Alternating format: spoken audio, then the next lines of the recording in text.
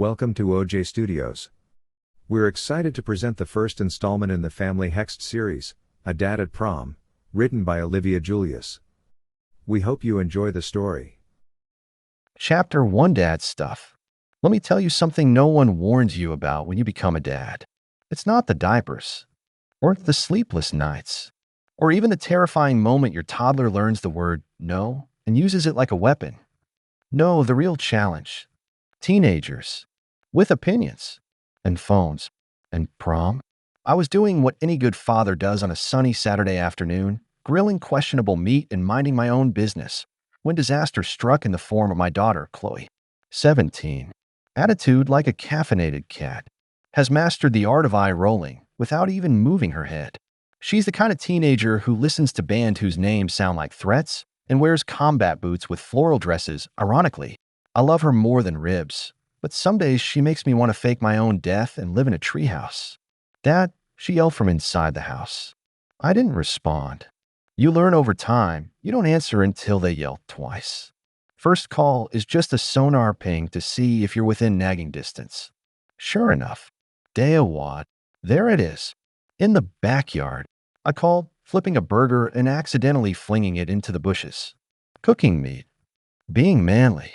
What's the emergency? She came stomping out the back door like a war drum in boots. In one hand, her phone. In the other, a black dress that looked like it had been stolen from a vampire's funeral. Mom said I can't wear this to prom. Can you believe her? I stared at the dress, then at my daughter, then back at the dress. It looked like it had more lace than actual fabric, and possibly some netting stolen from a fishing boat. Is it finished? I asked carefully. It's vintage, she snapped. It's missing pants, I muttered. She said it's inappropriate, like she's the fashion police.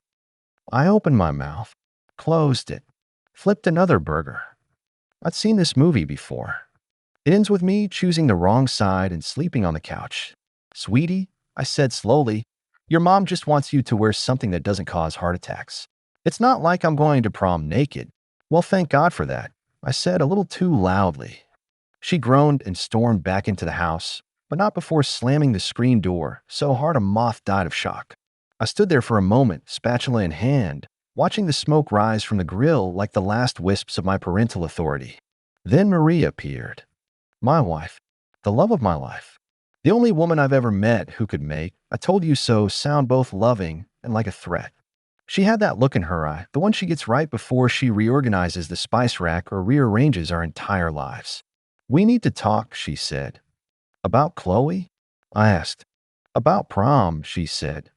I groaned. Unless you got a way to freeze time, lock her in a tower, or create a parallel dimension where teenagers make good decisions, I don't want to hear it. She smiled in a way that made my spine itch. Not quite, she said.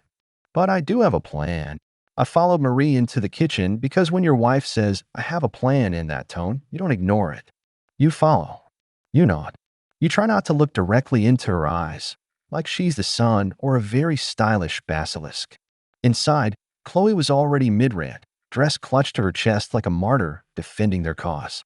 It's not even that short, she was saying. It goes all the way past my knees. Fishnets don't count as fabric, Chloe, Marie replied calmly, though her left eyebrow was twitching, a sign she was holding back a full mom volcano eruption. I'm expressing myself. Marie crossed her arms. Honey, I'm not saying you can't look nice. I just don't think looking like a backup dancer for a vampire-themed music video is the move here. Chloe threw her head back dramatically, the universal sign for, I am oppressed by unreasonable authority figures. You just want me to wear some frilly princess dress like I'm 6. I said strapless mermaid dress, not a tiara and tulle. Marie said. There was a beat of silence. I, of course, chose that moment to take a sip of my beer, which I promptly choked on. Strapless mermaid dress? I wheezed. That's a phrase I never expected to hear in this kitchen. Marie turned on me like a hawk who just spotted a rat in cargo shorts. I'm saying it would be elegant. Sophisticated. She has a beautiful figure. M.O.M. I mean it in a motherly way. Marie snapped. Please don't say figure again, I muttered. Chloe looked like she wanted to climb into the dishwasher and die. I'm not wearing a dress that's basically a glittery sausage casing, she said. It's form-fitting, not tight, Marie corrected. And you look stunning. I look like a knockoff Disney villain. You love villains. Yeah, cool villains, not ones who can't breathe. As the conversation reached DEFCON 2, I quietly backed into the hallway and peeked my head into the living room. Safe zone. No fashion landmines here. Just the couch, some throw pillows, and my dignity. I settled in with my beer, listening to the two of them volley back and forth like a tennis match played with sarcasm instead of rackets. You're not going to the Met Gala, Marie was saying. It's a high school gym. You'll be under fluorescent lights. Do you know what those do to mesh? Oh my God, Mom, I'm not wearing mesh. It's lace. Lace doesn't count when it's see-through. They're tasteful cutouts. There's no such thing as a tasteful cutout below the ribcage. I considered turning on the TV just to drown it all out, but part of me, the dad part that feeds on chaos, was curious to see who would win. My money was on Marie. She had the stamina of a long-distance lawyer and the magical ability to make guilt feel like a weighted blanket. Then I heard the words that made my blood run cold. You know what? Maybe I'll just go to prom in a tux and call it a day. Marie paused. Chloe paused. I held my breath. Honestly, Marie said, you might pull that off. And just like that, Chloe screamed in pure teenage frustration and vanished upstairs in a flurry of combat boots and melodrama. Slam. We all stood there in silence. I took a sip of my beer. Marie exhaled and turned to me, eyes stormy. I'm not letting her make the same mistakes I did, she said. Prom leads to parties. Parties lead to bad choices. And if she ends up with a baby at 19 like I did, you got me, I said, trying to smile. Exactly, she deadpanned. Wow. Okay. Wounded. She softened slightly and sat beside me on the couch. I can't watch her throw her future away over some boy with a man bun and a truck that smells like vape juice and broken dreams. I nodded solemnly. You think she's going to try something? I know she is. And your plan is... Marie leaned in, eyes gleaming like a conspiracy theorist with a vision board. I told you. I have a plan. But it requires unconventional measures. I laughed. She didn't. And suddenly, I felt the first tingle of dread. Chapter 2, Dress Shopping. If someone had told me a week ago, I'd be standing in the middle of Sparkle and Stitch, formal wear for the modern teen, holding a clutch purse and nodding at sequins like I understood anything about fashion, I would have assumed they'd taken one too many yoga classes next to a scented candle. But here I was, lost, confused, being hunted by mannequins. Chloe stomped ahead of us, arms crossed, clearly still protesting the entire operation. She hadn't spoken more than 3 words since we got out of the car, which I knew was only temporary. Like a volcano, her silence was just pressure building up. Marie, on the other hand, was oddly chipper. That should have been my first clue. Greg, she said as she eyed a rack of glittery gowns, you have to really look at them. Don't just glance. Picture how they'd fit on Chloe. I try not to do that, I muttered. She ignored me and held up a pale blue strapless thing that looked like it was designed by a Disney Channel fever dream. What about this one? For me or for her? I said, instantly regretting it. Marie gave me a look. For her, obviously. I tried to recover. It's blue. I can confirm that. And sparkly. So it meets the dress code for teenage glitter explosions, I guess? She rolled her eyes. Be serious. I am serious. I'm seriously confused why I'm here. Isn't this mom-daughter bonding time? You're her father. You should have opinions about what your daughter wears to prom. She won't listen to them. Marie looked at me a little too intently. Maybe she will if you say the right thing. I squinted. Why do you sound like Yoda with a Pinterest board? Meanwhile, Chloe had disappeared into a dressing room with a hot pink gown that looked like it required scaffolding to wear. Marie and I waited outside, and she kept browsing. Occasionally, she'd hold up a dress to me and say things like, wouldn't this look amazing on someone with your build? My build? I chalked it up to retail madness. Shopping does things to people. I'd seen it in the wild. Grown men crumbling in IKEA, children turning feral in Target. This was just another battlefield. Chloe emerged from the dressing room in the pink dress and glared at us like she was on trial. Well, she said, arms slightly outstretched like she expected applause. I stared for a beat. The dress was huge. There were ruffles, layers, possibly wings. It looked less like formal wear and more like a dessert at a wedding. You look like a cupcake that joined a gang, I said. Dad, Greg, Marie scolded. I'm not wrong, I whispered. Chloe spun back into the changing room with a groan. At Marie's side. Try the navy one next. Marie called out. Then she turned to me. You have to get better at this. At what? Lying to my daughter about Tool. At imagining what a dress feels like. How it fits. What it says about someone. That sounds like witchcraft, I muttered. Marie's eyes twitched. Just a bit. I narrowed mine. Wait, is this one of your weird feelings again? Marie had a sixth sense. Not quite psychic. Just unsettlingly accurate. She once predicted our garbage disposal would explode 3 days before it did. She said the PTA president was cheating on her husband.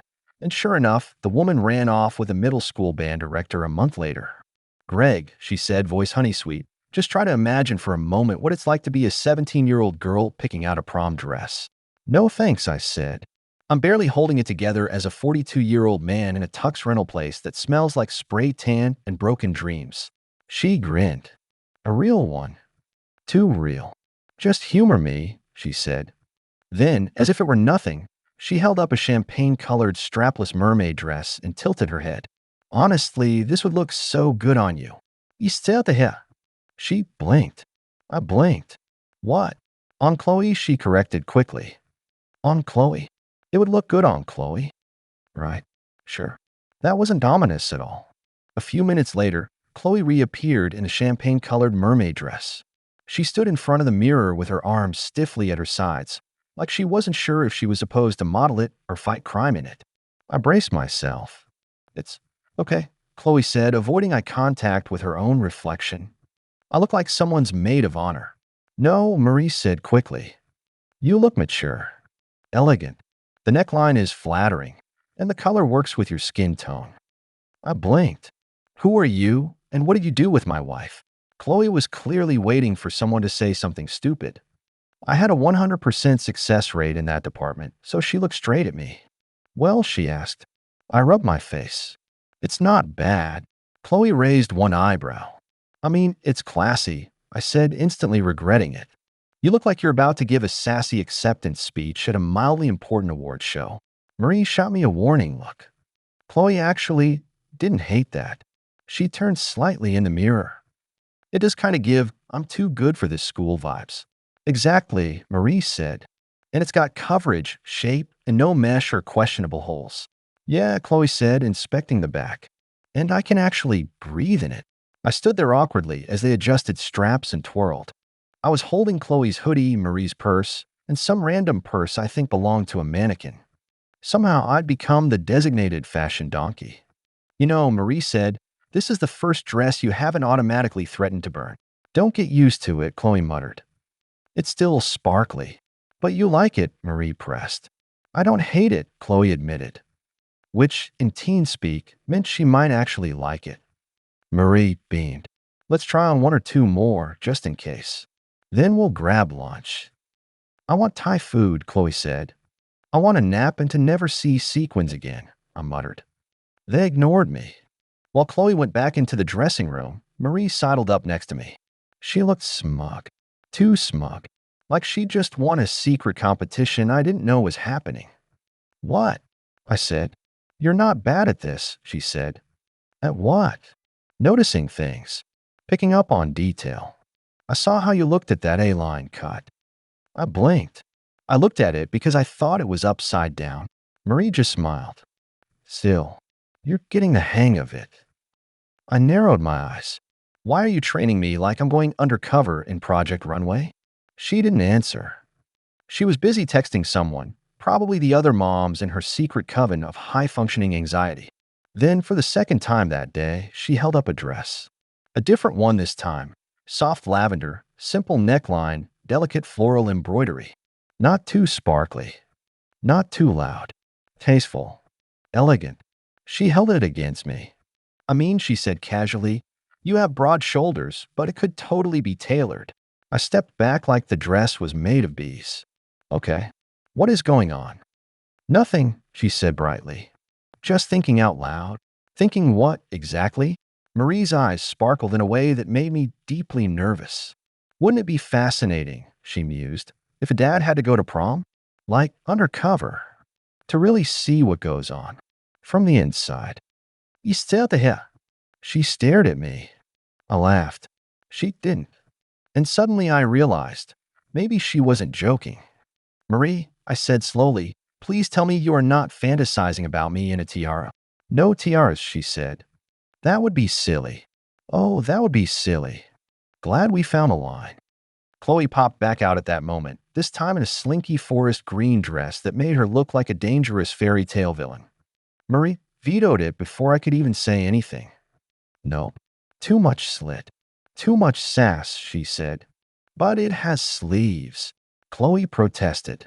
It also has I dare you to ground me energy, I added.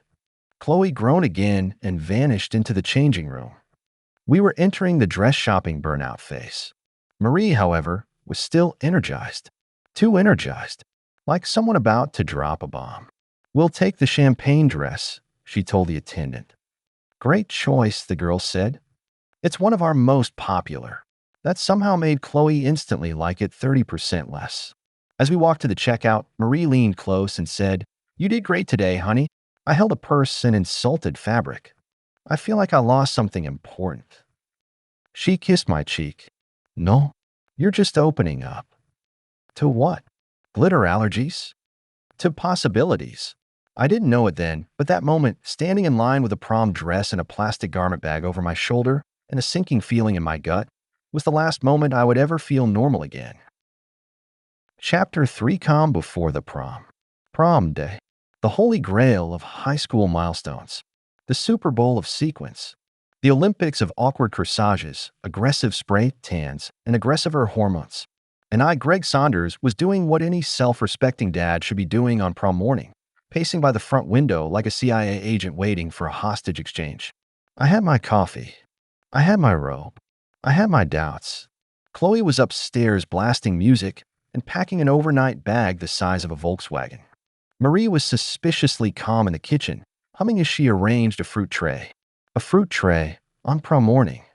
Like we were hosting brunch for royalty. I peeked through the blinds again. Nothing yet. Just birds, a neighbor's cat, and the faint buzz of teenage destiny in the air. Greg, stop lurking, Marie called sweetly. You're going to make it weird. It's already weird, I muttered. I thought we were supposed to be helping Chloe get ready today. We are. We helped her pick the dress, didn't we? Yes, and now she's going to her boyfriend's house to get ready. With his parents. On prom day. That's like sending a gazelle into a lion's den and trusting the lions to do its makeup. Marie appeared in the doorway, holding a slice of pineapple like a peace offering. His parents are nice. Responsible. His mom teaches Sunday school. Yeah, and his dad owns a boat. That's how every bad teen movie starts. She smiled. Too calm. Too knowing. I just figured. I continued. You'd be, I don't know, wrestling Chloe into the dress, doing her hair, crying in the bathroom, posting dramatic Instagram captions like, my baby is all grown up. Marie just popped the pineapple in her mouth and shrugged. She wanted to get ready with him. I didn't want to make it a thing. Since when do you not want to make a thing a thing? Her smile widened. People grow. You schemed to the hair. You're up to something. Fruit, she offered again. Before I could press her, the doorbell rang. And just like that, prom day officially began. I opened the door to find him standing there. Tyler, Chloe's boyfriend. High school senior. Varsity track runner. Driver of a suspiciously clean SUV that probably smelled like too much Axe and disappointment. He was wearing khakis and a polo shirt like he was going golfing instead of stealing my daughter's innocence. Hey, Mr. Saunders, he said, smiling with way too many teeth. Big day. I know, I said, arms crossed. I just wanted to say thanks for letting Chloe hang out with me today. My mom already set up a whole mini glam station at the house. We've got snacks, curling irons, ring lights. She's super into it. I blinked. You say that like it's supposed to make me feel better. I'll have her back at the Grand March on time, he promised. You'll barely miss her. I was about to respond when Chloe thundered down the stairs. Her hair was in a messy bun. She had on leggings and a hoodie that said, "Not your problem." And she looked approximately 10% excited and 90% annoyed to be seen with any parent in public. "Let's go," she muttered, slinging her bag over her shoulder like a soldier off to war. Marie rushed over and kissed her cheek. "Have fun, sweetie. Text me when you get there." I stood there blinking. "Wait, that's it. She's got everything she needs," Marie said calmly. "We'll see her before the dance. But what about the dress? The hair? The dramatic photo shoot in front of the fireplace?" "She wants to do it her way," Marie said. "We have to let go sometime. But I'm not ready to let go." Marie patted my chest. "That's why you're going to have a very interesting day." "What does that mean?" But she was already hugging Chloe again and waving as Tyler led her to the car. They drove off with the windows down and Chloe yelling something about stopping for Starbucks. I closed the door slowly, like I just released a wild animal into the forest. "I don't trust him," I muttered. "You don't trust anyone," Marie said, returning to the fruit tray. "Which is why I'm handling things in my own way." "That sounds vaguely threatening." She smiled. "It's not a threat. It's a strategy." "Marie, I swear on all things barbecue. What exactly is your plan?" She leaned over, kissed my cheek, and whispered, "You'll find out soon enough." Marie was back in the kitchen, humming again. Too calm, too cheerful. Like she just filed her taxes early or buried a body and got away with it. I hovered near the fruit tray like it could give me answers. "Seriously, Marie, you're not even going to pretend to be stressed?" "Nope," she said, stirring something in a glass. "You're stressed enough for both of us." "Exactly. I'm doing the heavy emotional lifting here." "Want something to drink?" she asked innocently. "You look pale." I looked down at the glass in her hand. It was full of something pinkish, frothy, and citrusy. Possibly juice. Possibly a potion. Possibly both. "What is it?" "Just something to help you relax," she said with a smile that looked too sweet by half. I squinted. "It's not kale, right? Or protein powder?" "Greg, I'm your wife. I would never poison you with kale." "Fair enough." I took the glass and sipped. It was surprisingly good. Tart. Smooth. Chilled to just the right temperature. I blinked. "This is really nice, actually." "No," she said, turning away just a little too fast. I slumped onto the couch, drink in hand. The house was quiet now, almost unnaturally so. Chloe was gone. Marie had returned to casually flipping through a magazine, like she hadn't just handed me a glass of suspiciously relaxing liquid. I yawned. Hard. "Wow.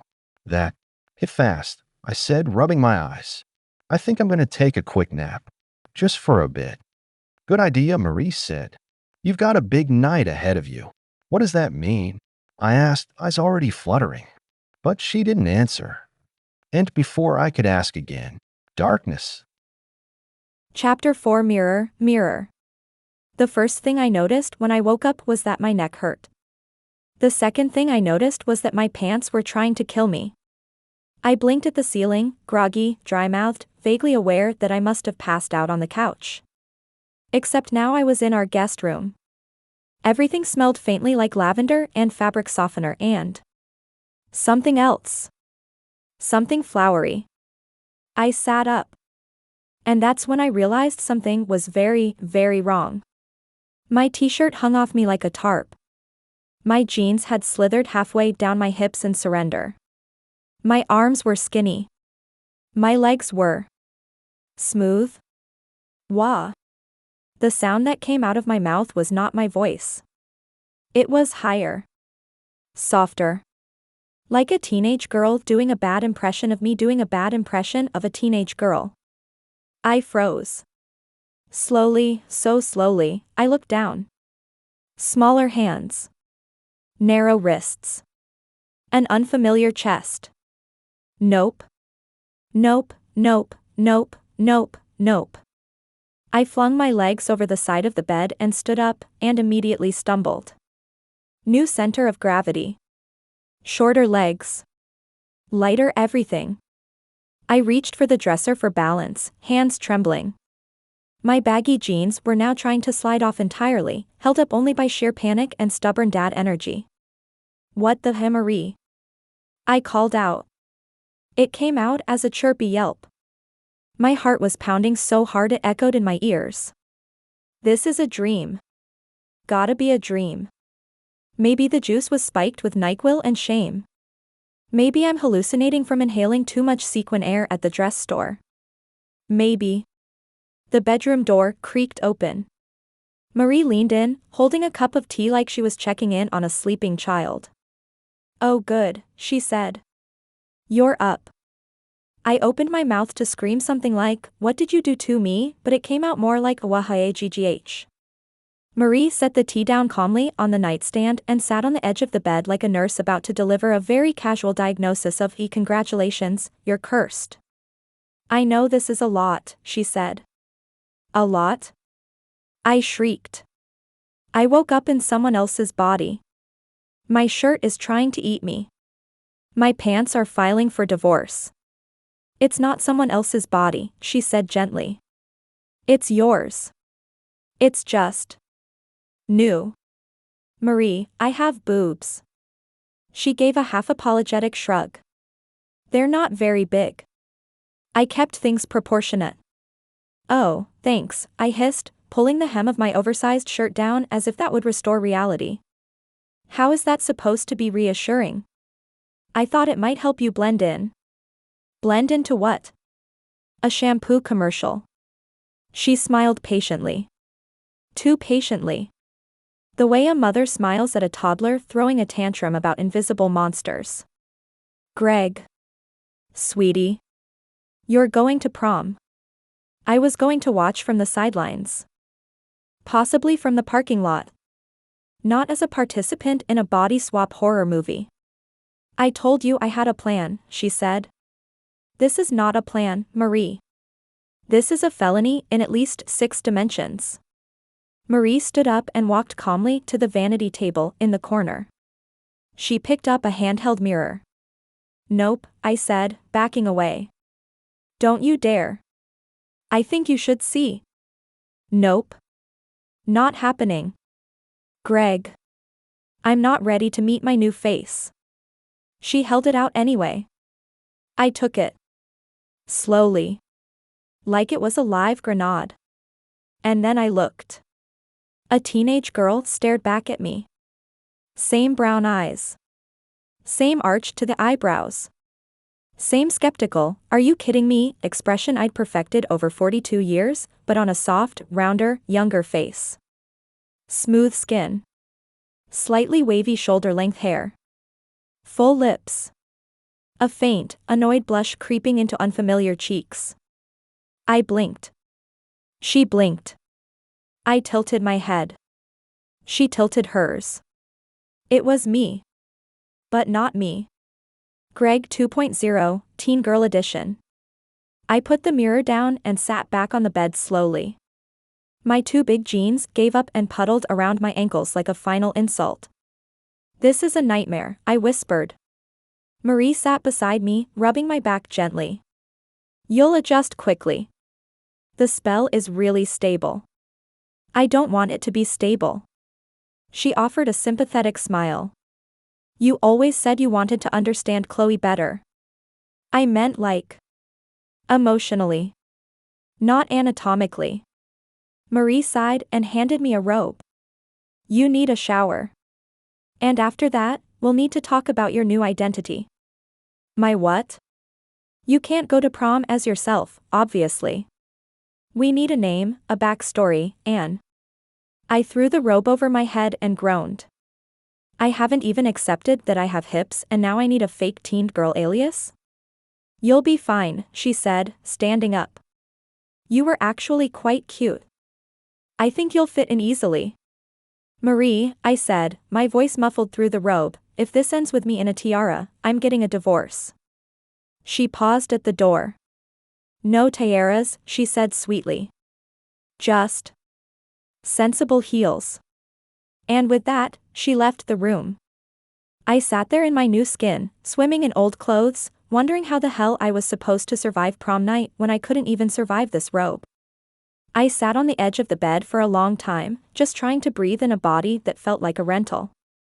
The robe was soft, but it swallowed me whole. Every time I moved, something shifted, hips swaying, long hair falling in my face, legs that didn't take up as much space. The weight distribution was all wrong. The balance was all wrong. I felt like a crash test dummy wearing someone else's skin. Marie knocked gently before walking in, carrying a neatly folded pile of clothes. Soft pastels. Feminine fabrics. I braced myself. Okay, Allison, she said cheerfully, like she hadn't just nuked my entire reality. Let's get you dressed. Don't call me that, I muttered. That is your name today, she said, placing the clothes on the bed beside me. Short for Allison Grace Summers. 16 years old. Recently transferred from Ridgeview Academy. I didn't agree to any of that. You didn't agree to the boobs either, she said brightly. But here we are. She handed me something lacy and tiny and unfamiliar. I held it up like it was a live animal. A bra. I asked, horrified. You can't go to prom without one, she said. Trust me. You'll want the support. This looks like it came from a dollhouse. She didn't blink. You'll get used to it. Here, arms up. Wait, what are you? Too late. Marie had the kind of efficiency that only mothers and prison guards possess. Before I could finish objecting, she had maneuvered me into the bra with practiced ease. Is this legal? I squeaked. Barely, she said. Now lift your arms again. Next came the dress. It was casual, a soft, sleeveless knit in a pale green color with little buttons down the front. Something a normal teenage girl might wear to brunch or cry into at a Starbucks. It fell just above my knees and felt entirely too breezy. There, Marie said, stepping back to admire her work. You look surprisingly natural. I feel like I'm cosplaying as my worst nightmare. You'll survive. She led me to the mirror again, and this time I didn't fight it. The girl who looked back at me wasn't awkward anymore. She was real. Allison Grace Summers had soft, wavy hair. Clear skin. Delicate shoulders.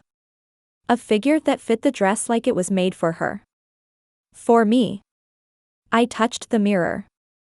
My reflection did the same. There were no cracks in the glass. Just one in my sanity. Marie stood behind me and placed her hands on my shoulders. I know this is hard, she said. But you're doing great. I feel like I should be grounded. Or exorcised. She smiled softly and snapped her fingers. The air shimmered. Just once. Like heat rising from pavement. I felt something buzz in my bones, like the universe had hiccuped. And then Marie said, "It's done." I turned slowly. What's done? The world, she said calmly. It's been rewritten. Allison has always existed. You're not some weird new girl. You've been attending Westview High for 3 years. I blinked. You're on the prom committee. You text with Chloe. You've met the teachers, passed math, even bombed your driver's test once. That's a lot of fictional backstory. It's real now, she said. To everyone else, you're just Allison. A normal girl. There's nothing strange about it. You've always been you. My stomach twisted. That's horrifying. It's protection, Marie said. No one will suspect a thing. You're not just disguised, Greg. You've been placed. I sat back down, needing a moment. My legs crossed automatically. My hands fidgeted with the hem of the dress like they'd done it 100 times before. I didn't even realize I was doing it. That scared me more than anything. Then Marie stepped toward the closet. You'll wear this for now, she said, motioning to the dress I had on. But your prom dress is in here. When the time comes, I'll help you into it. Don't I get to see it? She smiled. Not yet. You'd try to back out. She wasn't wrong. She turned back to me, and her expression changed. Softened. Shifted. I won't be your wife tonight, she said gently. I stared at her. Excuse me? For tonight, I'm not Marie, your wife.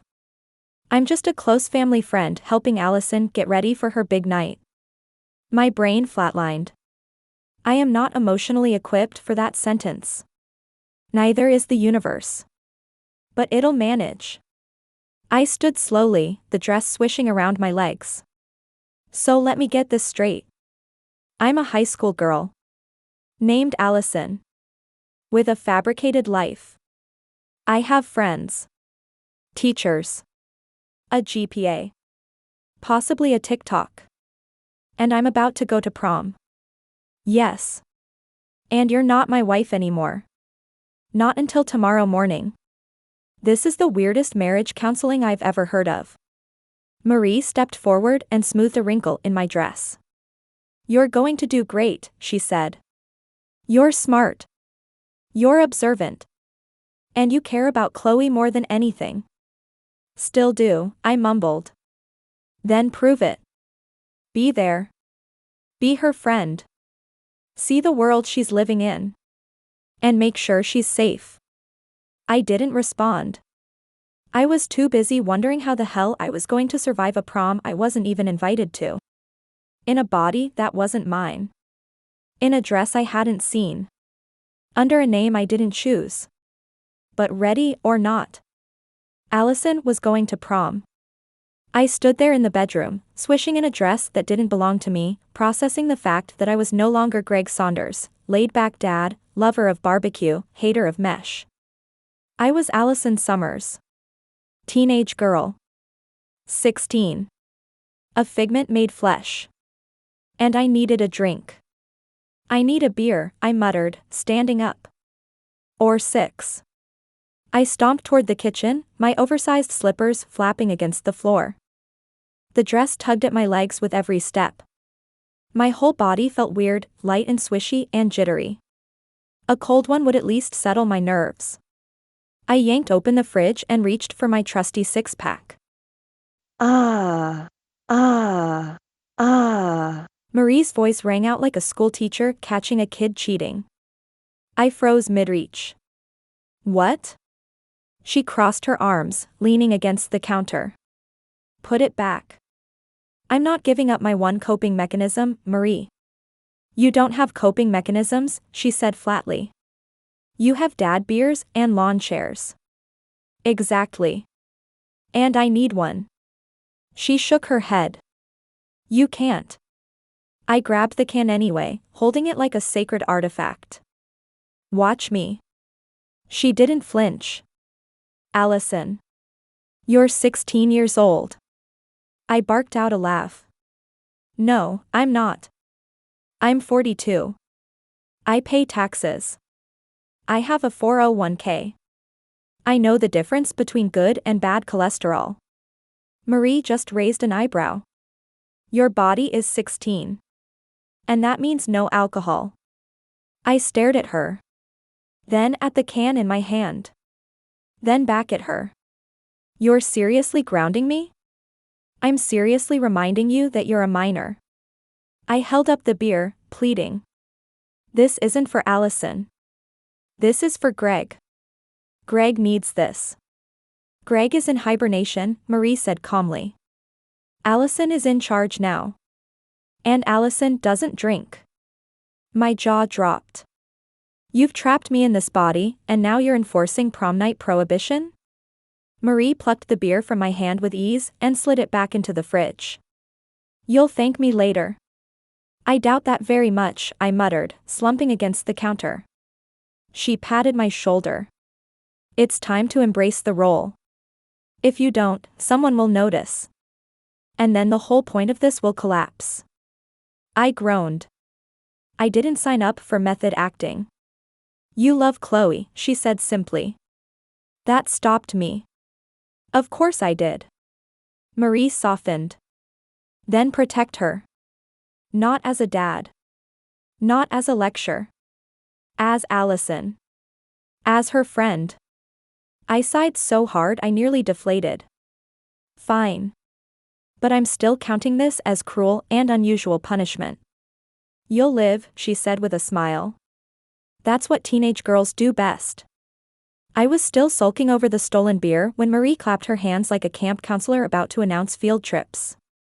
All right, Allison. You'd better figure yourself out quickly, because we're going out. I froze mid-slump. Out? Out where? She smiled far too calmly. At 10, you have a nail appointment. At noon, a hair and makeup session. And at 4 o'clock, your date is picking you up. The words hit me like bricks to the chest. Date? Marie tilted her head. Yes, dates are part of prom. Don't act so shocked. Shocked? I'm having a full-blown identity crisis. Marie, I'm still a married man. I can't just, I flailed my hands helplessly, nearly smacking a fruit bowl off the counter. Date somebody's kid. Marie didn't flinch. She just gave me that maddeningly calm look, like she was reminding me to put my socks in the hamper. Relax, she said. Your date isn't a boy. She's a sweet girl named Emily, from the art club. Perfectly nice, perfectly safe. My brain screeched to a halt. A girl? Yes. You set me up on a lesbian prom date? Marie chuckled. I didn't set it up. You did. Or rather, Allison did. Emily's been your friend for years. You two decided to go together after her boyfriend moved away. Completely normal. Very wholesome. Wholesome? I'm a grown man trapped in a magical fake teenager's body. Exactly, Marie said. Which means you're not really anyone's date. You're undercover. It's camouflage. I groaned into my hands. Camouflaged? You've officially weaponized awkwardness. Allison, she said in her best no-nonsense mom tone, the appointments are already booked. You will smile. You will get your nails done. You will let the hairdresser work their magic. And you will meet Emily like the sweet girl you are. I'm not sweet. I'm 42. I grunt when I get out of chairs and my favorite store is Home Depot. Marie just kissed my forehead like I was 5. Then it's time to start practicing. Chop chop, we leave in 20 minutes. I stood there, jaw dropped, staring at her retreating back. Somewhere, deep in the house, I heard the faint swish of the garment bag in the closet. My prom dress, waiting for me like a glittery executioner. And suddenly I knew, if I didn't get my act together fast, I was going to completely implode before the grand march. I shuffled toward the front door like a prisoner on the way to the gallows, tugging at the hem of my borrowed dress. The morning sun poured through the windows, far too cheerful for someone who had just lost all claim to adulthood. The car keys jingled in Marie's hand. She looked perfectly composed, like this was just another Saturday errand run and not the start of my descent into a nightmare of acrylic nails and teenage hormones. I hesitated at the doorway, bare legs trembling against the cool air. Marie. Maybe we don't have to do this. Maybe I could just, I made a vague circle motion with my hands. Stay home. Guard the grill. Keep the couch warm. Send Chloe a strongly worded text about safe choices. Marie gave me a sweet smile that didn't reach her eyes. Allison. I swallowed. Yes? You're getting in the car. You're going to behave. You're going to act like the sweet, normal 16-year-old girl everyone believes you are. My mouth went dry. And if I don't? Her smile sharpened. Then you'll wake up tomorrow morning as a 6-year-old girly girl. Pigtails. Tutus. Unicorn backpack. Glitter lip gloss. The whole package. I froze. You wouldn't. I would, she said simply. And you'd stay that way until I felt you'd learned your lesson. My knees nearly buckled. You're a monster. I'm a mother, she corrected. Big difference. The car beeped as she unlocked it. I stood on the porch for one last moment of freedom, staring longingly at the beer fridge through the window, the grill, my recliner, all the symbols of the man I used to be. Then I sighed, shoulders slumping, and followed her to the car like the world's most reluctant prom princess in training. The door shut behind me with a dull thunk, sealing my fate. Prom day had begun. Chapter 5. Nail me to the cross. The car ride was torture. Not because of traffic, but because of Marie. She hummed cheerfully the entire way, tapping her fingers on the steering wheel like this was just a fun Saturday outing. Meanwhile, I sat in the passenger seat like a hostage in a pastel dress, staring out the window at the cruelly normal world passing by. Joggers, mailmen, people mowing their lawns, blissfully unaware that I had been magically demoted from dad to daughter. When the car finally rolled into the strip mall parking lot, my stomach dropped. Big pink sign, nail studio, be bold, be beautiful. The windows were plastered with posters of hands so elegant they looked photoshopped. I was doomed. Marie parked and turned off the engine. She leaned across the console, her voice dropping to a conspiratorial whisper. Before we go in, she said, you need to remember something. I eyed her warily. What now? Your dress, she said softly. It's royal blue. So when they ask what color you're matching to, you say royal blue. Got it? I blinked. Wait. My dress is royal blue? Yes. And you didn't think maybe I should see it before random strangers start painting me to match it? She smiled. Nope. You'd panic and run. I groaned. Marie, this is like sending someone into a job interview blindfolded and telling them to just be confident. You'll be fine. She opened her door and got out. I sat there for a moment, gripping the seatbelt. My heart was pounding. My hands were clammy. I briefly considered making a break for it and hiding in the donut shop across the street. But then I remembered her little 6-year-old girly girl threat and froze. If Marie could turn me into a teenager overnight, I had no doubt she could make me wake up in a tutu with unicorn barrettes tomorrow. So I swallowed my pride, unclipped the belt, and stepped out of the car. The air smelled faintly of nail polish remover and fried chicken from the KFC next door. Somehow, that made everything worse. Marie looped her arm through mine like I was her shy niece instead of her cursed husband. Chin up, Allison. Time to blend in. Blend in? I hissed. I look like an undercover cop in a Disney Channel show. Smile, she said sweetly. And remember, royal blue. With that, she pushed open the door, and the smell of acetone and gossip hit me like a wall. Inside, the salon was buzzing, women chatting, dryers humming, technicians clicking their acrylic nails against bottles of polish. A receptionist with perfect eyeliner looked up and smiled. Appointment for Allison, Marie said smoothly. I flinched. Hearing that name out loud, so casually, was like being dunked in ice water. Right this way, the receptionist chirped. Pedicure first, then nails. Pedicure? I staggered forward, trying not to look like a deer caught in Sephora headlights. My brain screamed, royal blue. Just say royal blue. This was it. My first public test as Allison. And I wasn't sure if I was about to pass or spontaneously combust. The technician led me to a row of padded chairs that looked like something out of a futuristic dentist's office. A bubbling footbath gurgled at the bottom of mine, waiting like a trap. Sit, she said brightly. I perched on the edge like a man about to be executed. Which, in a way, I was. Marie slipped into the chair beside me, totally at ease. She looked over with that smug "see, this isn't so bad" expression I already wanted to wipe off her face with a handful of acetone. The technician crouched down in front of me, gesturing at my feet. Shoes off. I froze. Oh God. I was a 42-year-old man who hadn't exactly kept up with foot aesthetics. And now my brand new teenage girl body was about to be judged by a stranger with a nail file. Reluctantly, I kicked off my flats. Cute toes, the technician chirped. Don't patronize me, I muttered. She didn't hear. Thank God. Warm water bubbled around my feet, and I tried not to flinch as she worked, filing, buffing, clipping.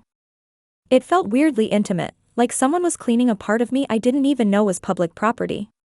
Relax, Allison, Marie said, flipping through a magazine.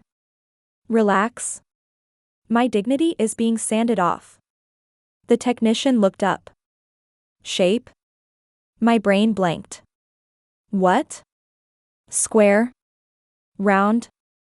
Almond, she asked, holding up her own hand like a visual aid.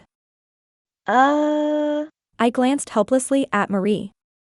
She leaned in. Round, Allison. Go with round. Round, I croaked. The technician nodded and went to work. By the time she finished my toenails, I was gripping the armrests like I'd been through turbulence. Then she moved to my hands. You want polish to match your dress? She asked. My brain screamed. This was it. The moment. The code phrase. Royal blue. I blurted. She smiled and pulled out a bottle of shimmering sapphire polish. Good choice. Very pretty. Thanks, I mumbled. She took my left hand gently and began brushing on the color. With each stroke, my old identity slipped further away. The dad who once changed Chloe's diapers, who grilled burgers in the backyard, who prided himself on fixing the garbage disposal, he would never in a million years have imagined his fingernails being painted royal blue. But here I was. One hand.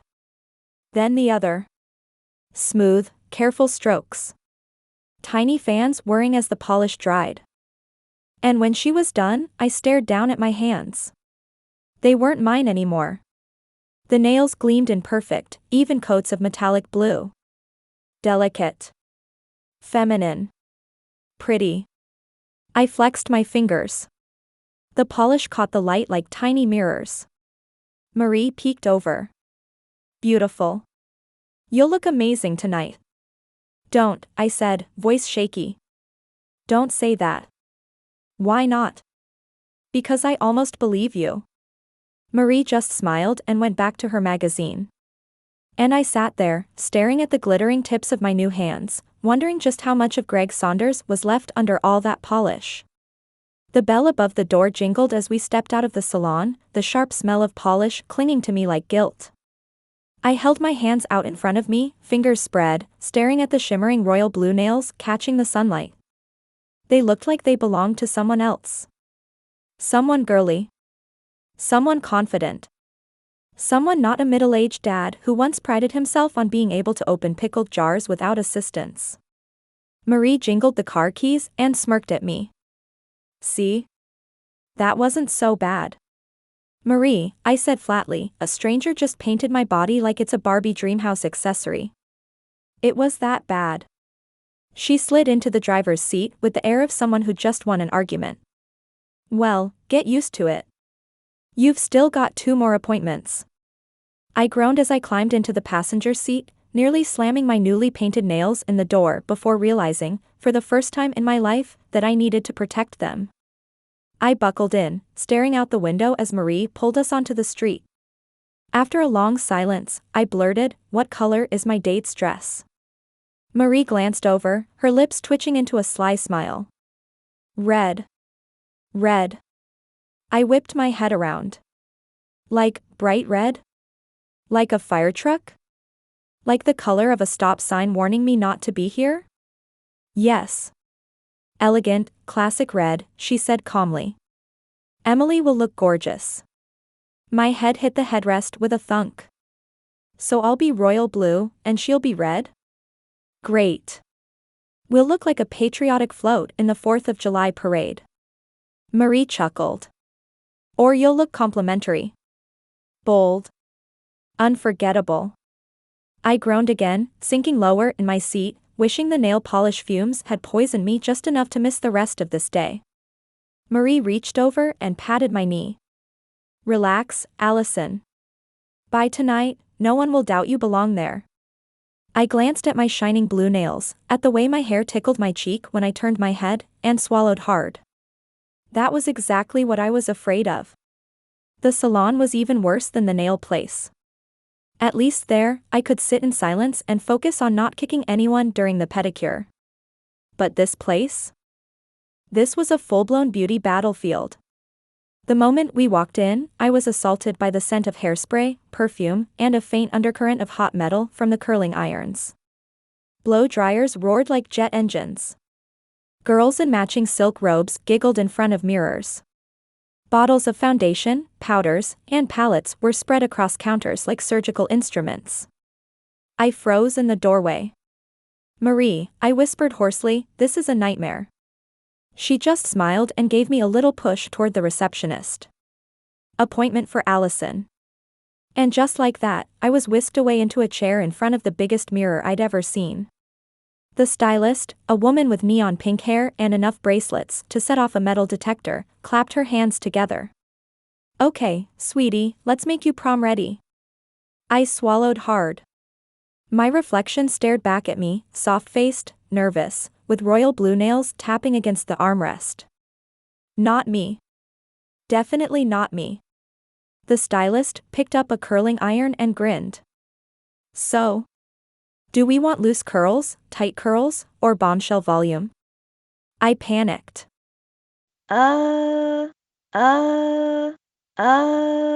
Marie swooped in like she'd been waiting for this. "Loose curls. Classic. She's wearing royal blue, so let's frame her face without overpowering." The stylist nodded, already sectioning off chunks of my hair. "Perfect." The first time the curling iron touched my head, I flinched so hard she almost lost her grip. "Relax, honey," the stylist said, laughing. "I'm not going to burn you." "Easy for you to say," I muttered, earning me a raised eyebrow in the mirror. For the next half hour, I sat there as my hair was twisted, clipped, sprayed, and pinned. Every time a bobby pin jabbed my scalp, I winced. My scalp was apparently far more sensitive than it used to be. Marie leaned against the wall, arms folded, looking smug. "See? Not so bad. Speak for yourself." My head feels like a hedgehog convention. Next came the makeup. The stylist wheeled over a cart that looked like it belonged to a professional painter. Brushes of every size. Tiny sponges. Palettes with so many colors I half expected Bob Ross to pop out and narrate. "Foundation first," she said cheerfully. She dabbed a sponge across my face, and I fought the urge to sneeze. It was cool, wet, and smelled vaguely like vanilla. "Wow, you've got such nice skin," she said. "This is going to be easy." I froze. "Don't compliment me like that. I'm fragile." She laughed, thinking I was joking. Marie, however, smirked knowingly. Then came the eyes. Eyeliner. Mascara. Shadows and shades I didn't even know existed. Every time the stylist came near my eyeballs, I flinched like a cat at a cucumber. "Hold still," she said for the 10th time. "Sorry, I'm not used to someone stabbing me in the eyelids with a crayon." "Beauty is pain." I groaned. Then I should look like a Greek god by now. Marie chuckled softly behind me. "Finally, lips. Gloss or matte?" the stylist asked. I opened my mouth, but Marie answered instantly, "Gloss. A little shine will tie everything together." The stylist swiped a shimmering nude gloss across my lips, and when she leaned back, I barely recognized myself.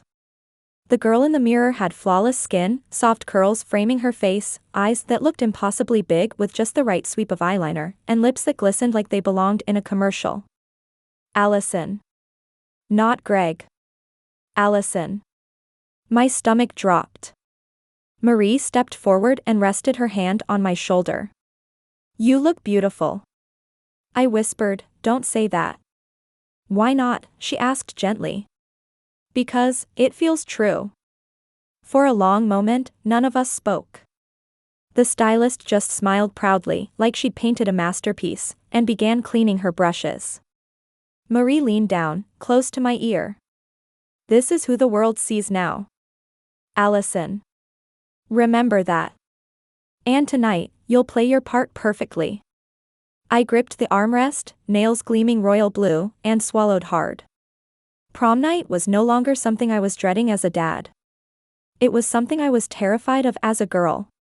The drive home felt surreal. Every time I glanced at the side mirror, a stranger stared back at me. Soft curls bounced around her face. Glossy lips caught the light. Royal blue nails rested nervously in her lap. And yet, the longer I looked, the more I recognized her movements. The little eyebrow twitch when she was annoyed. The nervous fidgeting with the hem of her dress. The way she leaned against the door like she was bracing herself against life. That was me. Somehow, impossibly, that was me. By the time we pulled into the driveway, my stomach was doing backflips. Marie cut the engine and gave me a bright, almost mischievous smile. All right. Home for the final prep. I swallowed hard. Marie. I can't do this. Chloe will see right through me. She's not stupid. She'll know something's off. Marie unbuckled her seatbelt. She won't. The spell took care of that. To Chloe, you're Allison. You've always been Allison. I stayed frozen, gripping my seatbelt like a lifeline. And if I screw up? If I don't know some detail of my fake life? Marie shrugged. Make something up. That's what teenagers do all the time.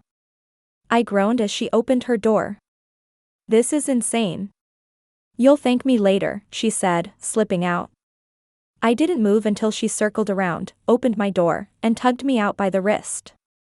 My nails glittered in the sun as I stumbled after her, half blinded by the light and my own panic. Inside, the house smelled like hairspray, nail polish, and faintly of the fruit tray from earlier. It was too quiet. I half expected Chloe to come bursting down the stairs demanding her space, but of course, she wasn't here. Marie guided me toward the stairs. Go freshen up in the bathroom. We'll get you changed after. I froze mid-step. Changed into what? She gave me a sly smile. You'll see. No, Marie. No cryptic smiles. What am I changing into? Your prom dress, she said casually. I stopped cold. My heart did a full somersault in my chest. No. Nope. Not ready. You don't have a choice, she said, patting my shoulder. It's in your closet, waiting. I swallowed. You've been planning this for weeks, haven't you? Her smile didn't falter. Months. Months. She gave me a look that said don't push it and headed upstairs. I trailed behind reluctantly, every step feeling like it was carrying me closer to an execution. My room, or rather, Allison's room, looked disturbingly lived in. Posters of indie bands I'd never heard of decorated the walls. A makeup vanity was cluttered with brushes and compacts. A desk was stacked with textbooks, one of which had doodles in the margins. It was like walking into the life of a ghost version of me. Marie guided me to the vanity chair. Touch up your lip gloss. You smudged it biting your lip in the car. I sat down mechanically, staring at the mess of cosmetics. I don't even know how. You'll figure it out, she said. Girls do. My eyes flicked nervously toward the closet. I could see the garment bag hanging inside, dark and ominous, like the executioner's axe waiting for the final blow. Marie, I whispered, please. Don't make me wear it. She came over and rested her hands on my shoulders. In the mirror, our eyes met. You're going to wear it, she said firmly. And you're going to be beautiful. And tonight, you'll protect Chloe like no one else could. My throat tightened. I wanted to argue. To scream. To insist that none of this was fair. But the weight of her certainty pressed down on me like a blanket. I wasn't Greg anymore. I was Allison. And my fate was hanging in that closet. Chapter 6: The Dress Reveal. Marie stood in front of the closet like she was about to unveil a priceless artifact at a museum. The garment bag hung from the bar, dark and heavy, holding the final piece of my humiliation hostage. She took the hanger gently, almost reverently, and pulled it free. "Ready?" she asked, her eyes sparkling. "No," I croaked. She smirked. "Too bad." With a smooth motion, she unzipped the bag. The fabric shimmered under the light, bold and breathtaking.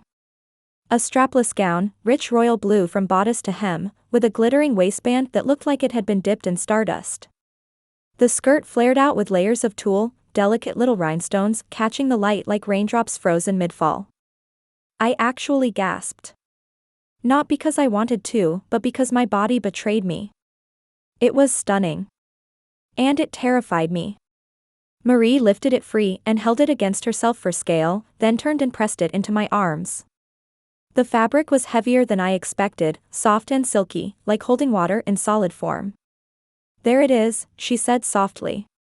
"Your prom dress." My throat tightened. "Marie, I can't wear this. It's a princess dress. I look like I should be waving from a float with a tiara." "You'll look beautiful," she said firmly.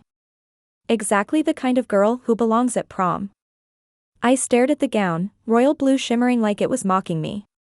My brain screamed that I was Greg Saunders, a man who owned 3 pairs of cargo shorts and thought a fancy shirt was one without ketchup stains. And yet, Allison's heart was pounding in my chest. Allison's palms were sweaty against the fabric. Allison's reflection in the mirror looked like she might actually belong in a dress like this.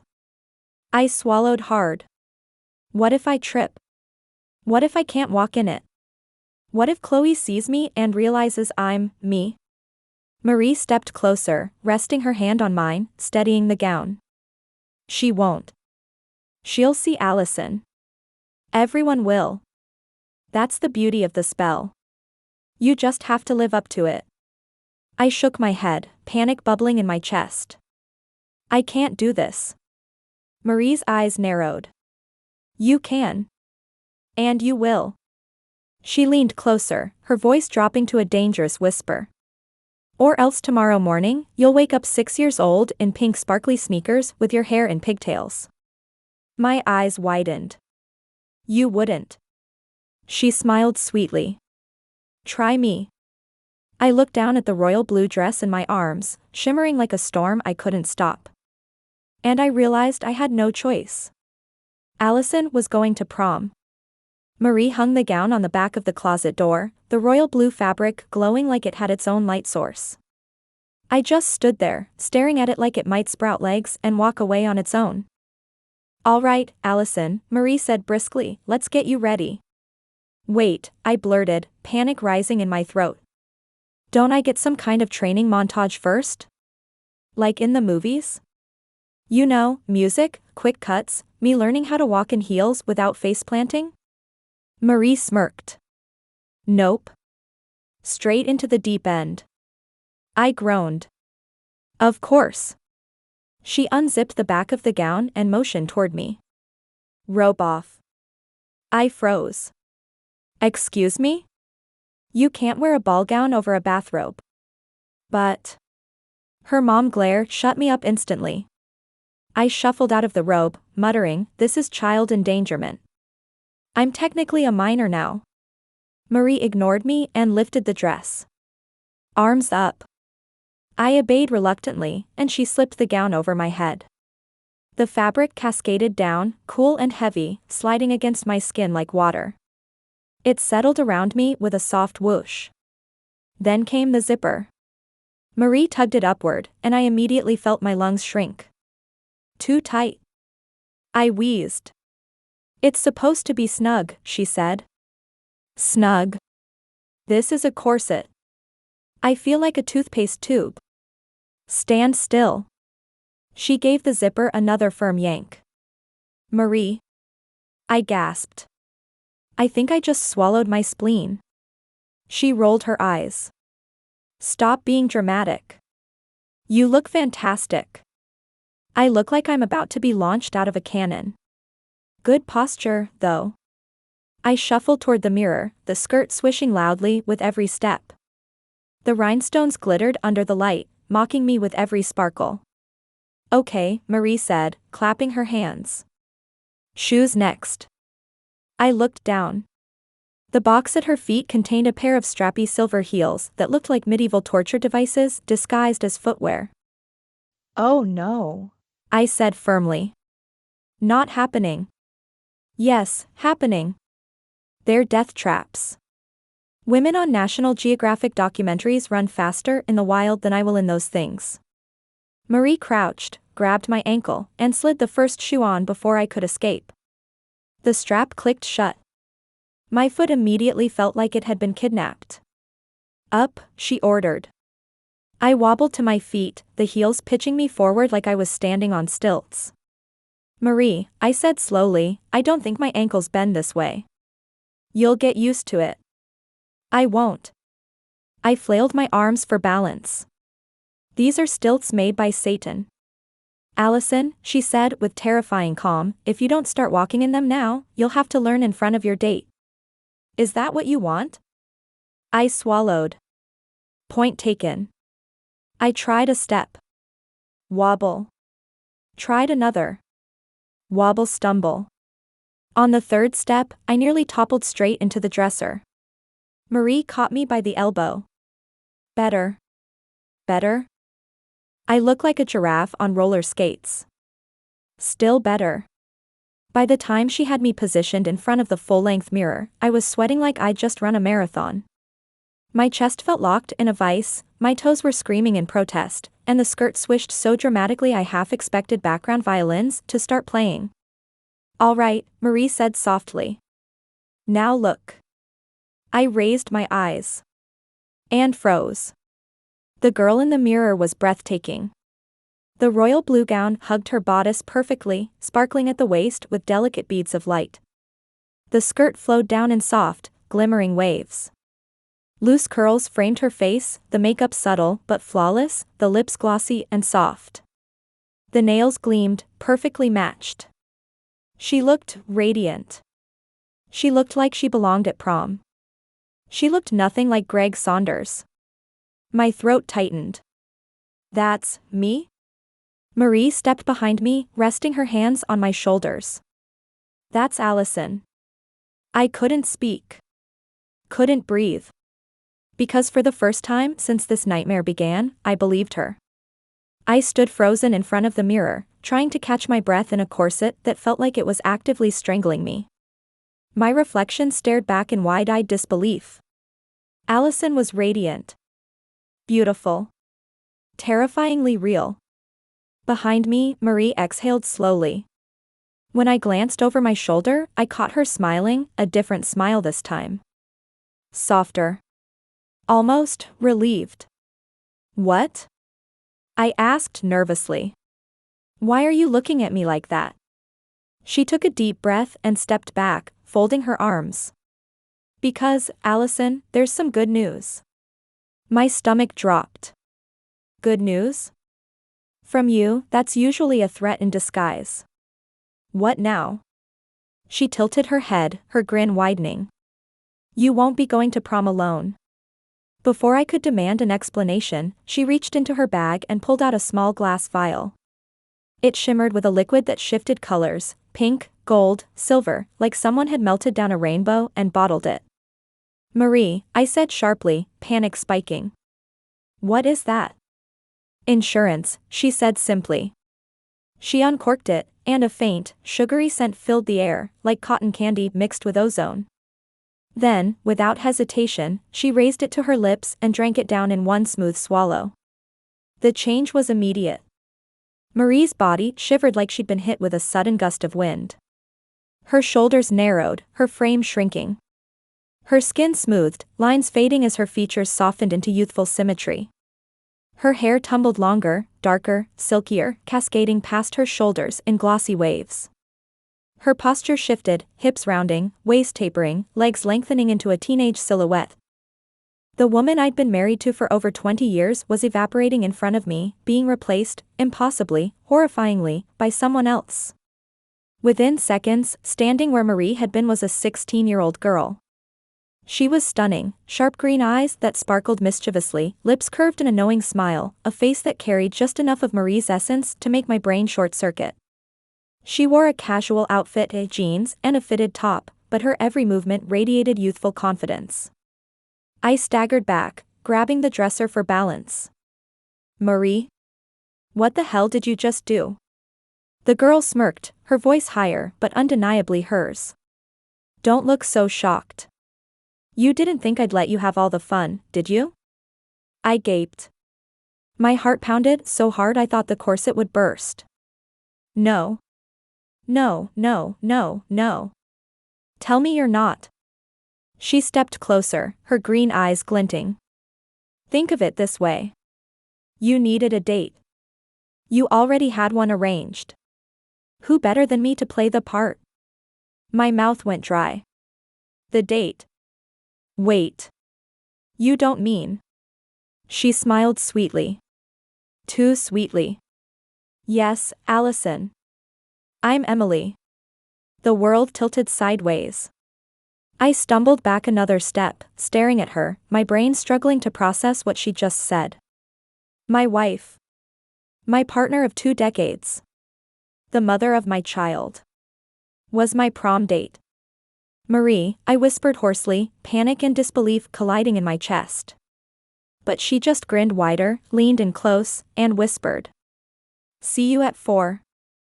Chapter 7. Marie. I paced my room like a caged animal, the layers of tulle from my royal blue gown swishing around me with every anxious step. My heels clicked on the hardwood like a countdown clock to my own execution. Marie had disappeared into the guest room about 10 minutes ago, humming to herself as she got ready. I wasn't sure what that meant in magical terms, but I imagined a lot of sparkles, chanting, and probably some smugness. I wrung my hands together, staring down at my polished royal blue nails. Don't panic, I muttered to myself. Just, don't panic. Spoiler, I was absolutely panicking. Finally, the door creaked open. Allison, Marie's voice chimed, lilting and sweet, not her usual voice, but Emily's. I hope you're ready. I turned. And almost fell over in my heels. There she was. Marie, no, Emily stood framed in the doorway, transformed completely. She looked like a 16-year-old girl who'd just stepped out of a dream. Her long dark hair shimmered under the light, cascading over bare shoulders. The red dress hugged her bodice, lace detailing delicate and perfect, before flaring out into tiered ruffles that swirled like fire with every tiny movement. She was breathtaking. And the worst part? She looked exactly like Marie had on our prom night. My mind spun back decades, the old gymnasium strung with fairy lights, the music too loud, her laughter echoing in my ears. I remembered how beautiful she looked in her red dress that night, how nervous I'd been, how my hands had shaken when I held her waist for the first slow dance. I remembered the way we'd snuck out after midnight, the blur of youth and adrenaline, how that night had changed everything. That was the night Chloe became possible. Now, staring at Emily in her red dress, it felt like a ghost had walked back into my life. A ghost I was about to take to prom. My throat went dry. You look, I stammered, my voice cracking. Emily twirled lightly, the ruffled skirt flaring around her. She smirked, her green eyes catching mine. Stunning, she teased. Don't worry, Allison. You clean up pretty nicely too. I swallowed hard. This is insane. You look like I did when we were 17, she finished for me. Her smile softened, just for a moment. Yes. That's the idea. I staggered back a step, my skirt swishing like waves around me. Marie, Emily, whatever you are right now, this is too much. I can't go to prom with you looking like that. She tilted her head, feigning innocence. Why not? Isn't it fitting? The last time we went to prom together, it changed our lives forever. Maybe this time it can change hers. My heart pounded. Because deep down, I knew she wasn't just playing dress up. She was recreating history. And that terrified me more than the heels, the nails, or the corset ever could. Before I could argue, Emily looped her arm through mine, her perfume sweet and familiar. "Come on, Allison," she said brightly. "It's almost time. And we wouldn't want to keep your daughter waiting." Emily adjusted one of her dress straps in the mirror, the red ruffles cascading around her like a waterfall of fire. She looked completely at ease, like she'd been born to do this. Meanwhile, I was wobbling around in my royal blue gown, trying not to trip over my own skirt every time I turned. Emily glanced at me, then at the car keys sitting on the dresser. "All right, Allison. You're driving." I blinked. "Come again?" "You heard me. You're the only one in this reality with a driver's license. 16 and legal." She winked. "Legal?" I sputtered. "Marie, Emily, whoever, you seriously expect me to drive us to prom in heels?" She arched a brow. "You want me to drive? The universe doesn't think Emily has her license yet. If I get behind the wheel, we'll have to explain why I haven't passed my driving test yet." I groaned, sinking onto the bed. The skirt of my gown puffed up around me like a parachute. This is ridiculous.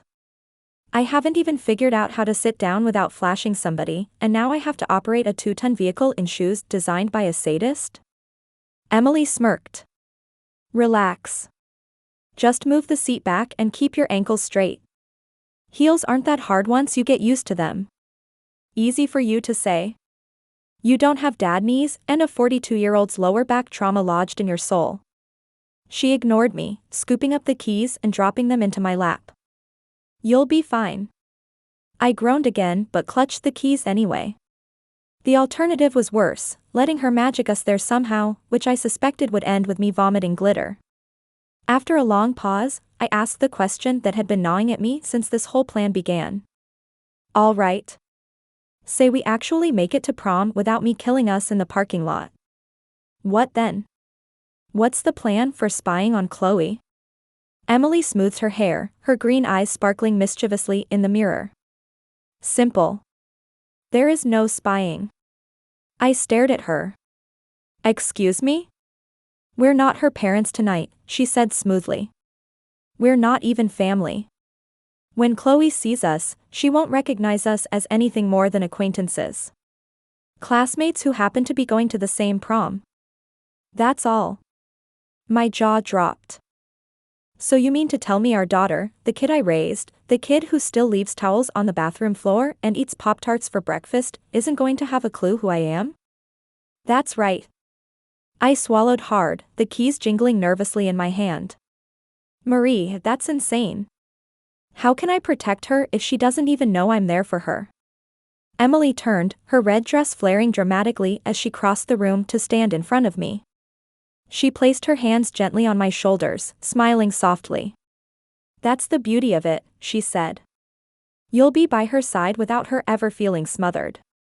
She'll act naturally. She'll be herself. And we'll be right there to make sure she doesn't repeat my mistakes." I swallowed again, my throat tight. "You make it sound so simple." Her smile widened. "It is simple. All you have to do is walk into that prom and be Allison." The keys jingled again in my trembling hand. I glanced down at my royal blue dress, then up at her in her blazing red one. Allison and Emily. 2 classmates heading to prom. And Chloe would never know the difference. Getting into the car was the first battle. I'd never known fabric could be so aggressive until I tried to fold myself into the driver's seat with 3 acres of royal blue tulle fighting me every step of the way. "Marie, Emily, whatever you're calling yourself," I grunted, wrestling the skirt down, "this dress is not road legal. There should be laws about operating heavy machinery in this thing." Emily, radiant in her red ruffles, slid gracefully into the passenger seat without so much as a wrinkle. "You're just not used to it." "Not used to it? I'm sitting on half the state of Kansas right now." I finally slammed the door shut on the last stubborn layer of tulle and buckled in, the seatbelt digging diagonally across my gown like a sash that read Miss Congenial Disaster. Then came the heels. I placed one foot gingerly on the brake and froze. Marie, I whispered. My toes don't bend like this. She smirked. They do now. Point your heel, keep your ankle straight. It's easy. Easy. I pressed the gas lightly, and the car lurched forward like a bronco trying to buck me off. That's easy. Emily laughed, an actual teenage giggle, high and light. Relax, Allison. You're fine. Don't call me Allison when I'm committing vehicular manslaughter. I backed out of the driveway at the speed of a dying turtle, tool ballooning up into my face every time I checked the mirrors. By the time I turned onto the main road, my left heel had slipped halfway off the pedal, and I was muttering every curse word I knew under my breath. This is impossible, I groaned. My foot's at a 45-degree angle. I feel like I'm driving a car with chopsticks. You'll get used to it, Emily said calmly, adjusting her lipstick in the passenger mirror like we weren't one swerve away from roadside carnage. I won't. You know what men invented? Normal shoes. Shoes that don't double as medieval torture devices. You're being dramatic. I'm being accurate. I hit a stop sign a little too hard, and the car jerked. My chest smacked against the seatbelt, which pulled uncomfortably tight against the corset. I wheezed. Marie. I think the dress just tried to strangle me. She just laughed again, that girlish, carefree laugh that made the whole situation feel even more surreal. I squinted at her. You're enjoying this. A little, she admitted, still fixing her hair in the visor mirror. I gripped the wheel tighter, muttering, I swear, if we survive this drive, I'm getting us an Uber for the way home. But slowly, painfully, awkwardly, I started to get the hang of it. The car smoothed out. My ankle adjusted. The pedals stopped feeling like mousetraps waiting to snap my toes off. And for a fleeting second, I realized. I was doing it. Allison, in a ball gown, corset, and heels, was driving herself and her date to prom. I barked out a laugh, half hysterical. If 17-year-old me could see me now, he'd punch me in the face. Emily smiled knowingly, resting her chin on her hand as she looked out the window. If 17-year-old me could see me now, she'd think we were about to make the same mistake twice. The words hit me like a cold splash of water. I swallowed hard, eyes flicking between the road and her reflection in the glass. She wasn't just teasing. She was reminding me why we were doing this. To keep Chloe from repeating history. The rest of the drive passed in tense, awkward silence, broken only by the occasional thwump of my skirt catching in the seatbelt and Emily's stifled giggles when I flinched at every bump. Finally, the glow of the school gymnasium came into view, fairy lights strung along the entrance like a beacon. The parking lot was already full of limos, SUVs, and nervous parents snapping last-minute pictures. I pulled into a spot, too fast, nearly hopping the curb, and slammed the gear shift into park. I leaned forward, resting my forehead against the steering wheel. We made it. By some miracle, we actually made it. Emily reached over and patted my hand, her nails gleaming red in the light. Told you you'd be fine. I looked at her, still breathless, still terrified, and muttered, prom hasn't even started yet. The worst is still coming. The moment I opened the car door, the night air hit me like a wall, cool, crisp, and buzzing with the energy of 100 teenagers all trying way too hard to look natural in gowns and tuxedos. My royal blue skirt flared as I stepped out, heels clicking on the pavement. Beside me, Emily glided gracefully in her blazing red dress, every ruffle catching the glow of the parking lot lights. We must have looked like some kind of bizarre prom movie poster, the girl who shouldn't be here and her date who definitely knows too much. Don't slouch, Emily murmured as she looped her arm through mine. Shoulders back. Smile. Smile? I hissed. Marie, I'm on the verge of a coronary. Emily, she corrected sweetly, then tugged me toward the gym entrance. The crowd thickened as we neared the walkway leading to the Grand March. Fairy lights twinkled above us, and a photographer barked instructions to couples posing in front of a sequined backdrop. And then I saw her. Chloe. My daughter stood at the edge of the walkway in a sleek black gown, holding hands with Tyler, her boyfriend. They were framed perfectly under the lights, the photographer circling them like paparazzi at a movie premiere. I froze mid-step. There she was. My little girl. Except she wasn't little anymore. She was poised, confident, laughing at something Tyler whispered in her ear. For a split second, it didn't feel like spying. It felt like time travel, like I was watching the future unfold right in front of me. Emily squeezed my arm. Don't stare. You'll draw attention. I'm her father. I hissed, my voice breaking. She's with him. Allison, Emily said firmly, her teenage voice cutting like a knife, you're her classmate tonight. Just another girl in a blue dress. Nothing more. I swallowed hard, forcing myself to move again. My skirt rustled like thunder with every shaky step. Tyler adjusted his tie as Chloe posed, and the photographer snapped another round of pictures. The sight made my stomach twist. That kid was holding her hand like it belonged to him. I nearly growled. Emily leaned closer, whispering with a smirk. If you bare your teeth, Allison, people will think you're feral. I shot her a look. I am feral. Internally. She just giggled, tugging me further down the walkway. As we passed, Chloe glanced briefly in our direction. My chest tightened so hard I thought I might faint. But then, nothing. Her gaze slid right past me, like I was just another face in the glittering crowd. She gave a polite, distracted smile before turning back to Tyler and the camera. And that was the moment it hit me, Emily was right. To Chloe, I wasn't Greg. I wasn't Dad. I was Allison. Just another girl in a gown. The realization was equal parts terrifying and heartbreaking. Emily, meanwhile, looked utterly serene, like this was all part of her master plan. And knowing her, it probably was. The photographer waved the next group forward, and Chloe and Tyler walked down the lighted runway, hands entwined, the crowd clapping. My heart twisted as I clapped too, the sound hollow in my ears. Emily leaned close, her voice low and steady. See? She's fine. We'll keep an eye from the inside. Just breathe. I nodded stiffly, my palms clammy against the smooth fabric of my skirt. Prom night had officially begun. And my daughter had no idea her parents were standing right behind her. Next up, Allison Summers, escorted by Emily Rivera.